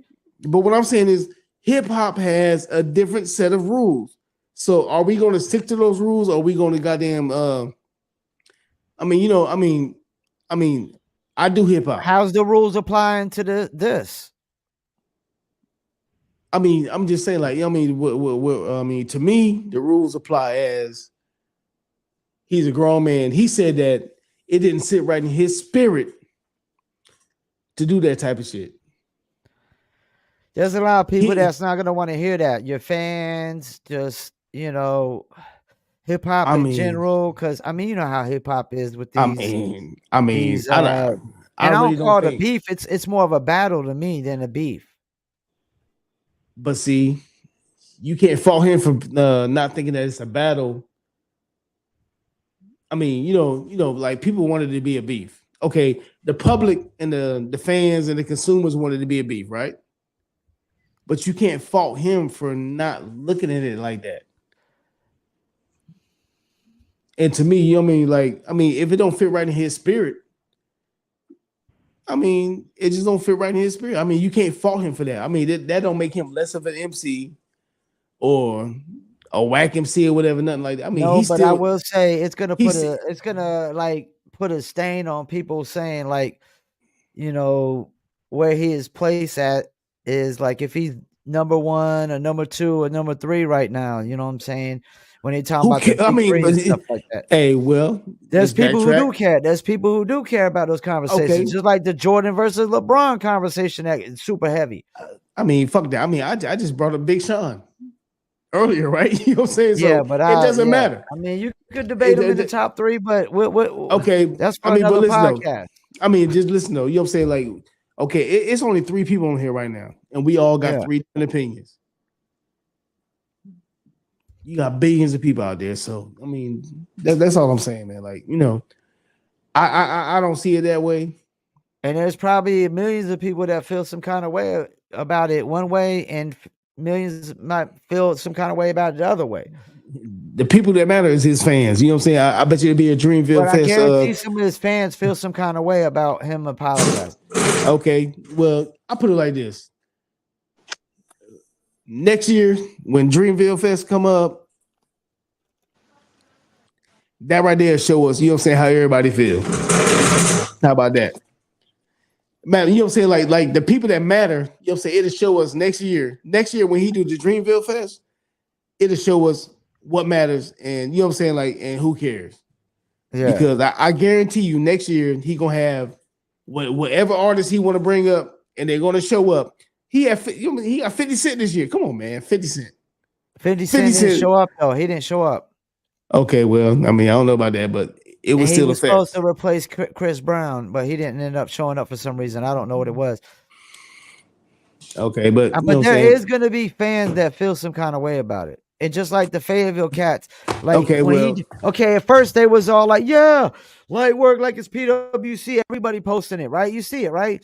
As soon as he apologized, you see how quick they switch like the lights. Exactly. Not real fans. You know what I'm saying? I mean, if you switch up, I mean, I'm still waiting on the apology from PW. I mean, I don't feel like it ain't gonna make me hate the dude or dislike him or nothing, but I ain't gonna lie, I'm a little disappointed, man. You know, I honestly think he made us look bad too. I'm not. You know what I mean? Because I think he made the city look bad some too. I'm not. I think the reality is this. You know, people are going to have their opinions. Yep. His work stands out for itself. Exactly. Everybody can have their opinions. Everybody's entitled to their opinions. But they can't take that away. Stands on its own. And we still got to see if Kendrick's going to reply and where this is going to go. You know what I'm saying? He's not. We don't know. I mean, trust me. You know what I'm saying? I mean, they are actually friends. They talk to each other. Yeah, but I don't know. Kendrick's over there like, you know. Nah, I don't think so. Like this is bad for his soul. I mean, but then on top of that, I mean, he won't look no better if he did respond after this right here. Come on, man. I mean, it goes both ways. So I'm gonna put it like this. Okay, 2 weeks. You know what I'm saying? We got 2 weeks. I'm gonna give it 2 weeks. If Kendrick don't respond, if Kendrick doesn't respond,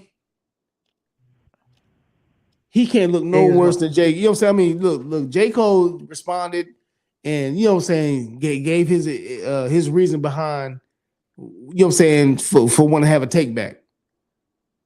So to me, right now, that means that Kendrick can't respond back. I mean, first of all, neither one of y'all niggas is gangster rappers. So you know what I mean? Like, so I mean, if Kendrick responded back, it wouldn't even look. I mean, it wouldn't be no. To me, it wouldn't make no sense. Neither one of these guys are gangster rappers. Maybe he want to try to put a nail in the coffin. I don't know.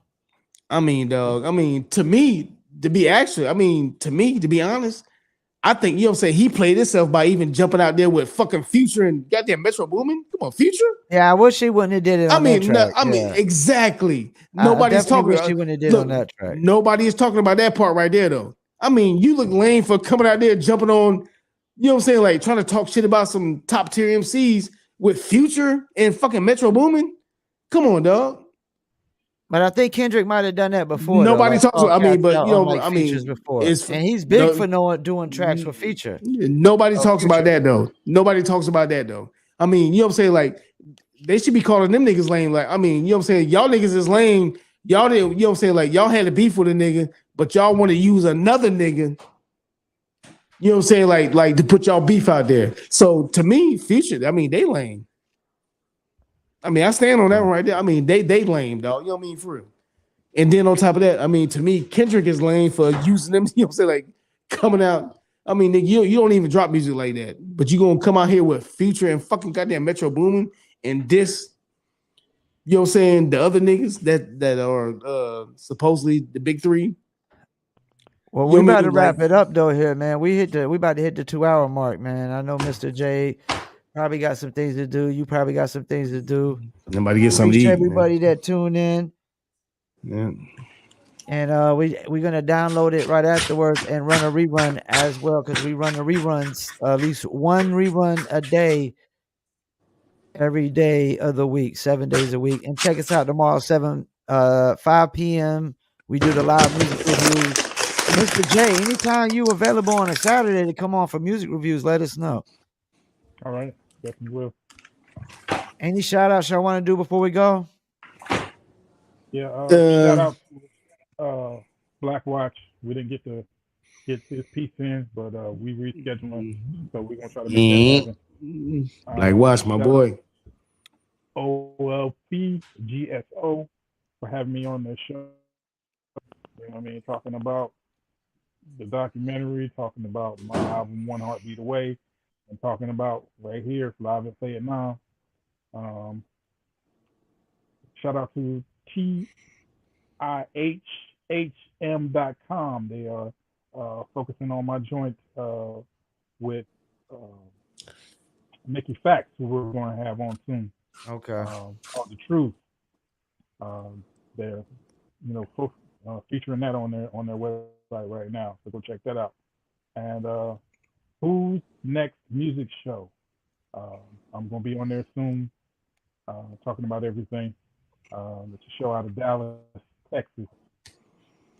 And shout out to y'all. Anybody want to shout out Trillanoyx? We give a shout out to my son. You know what I'm saying? He was calling, you know what I'm saying? My son, you know what I'm saying? He in prison. Damn.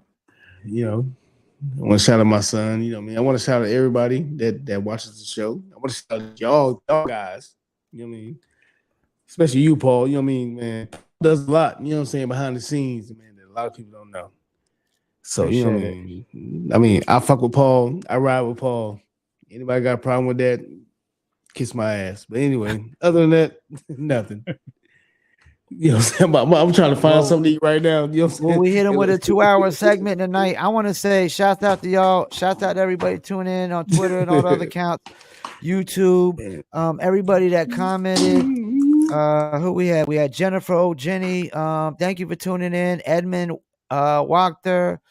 Thank you for tuning in. Christopher Porterfield, who comes out to the comedy every Monday night at White Rabbit. And shouts out to YAGGFU Front. We got to have him on again. Man, it's been the 4th. Shouts out to YAGGFU Front for coming on, and little technical difficulties, but I think we got a lot of good information out of them. A lot that we could clip up. And just so y'all know, this was the very first hip hop group or act period that was signed to a major label, Mercury Records, same label as Diamond D back in the days, like early 90s, like 91, 92, they said.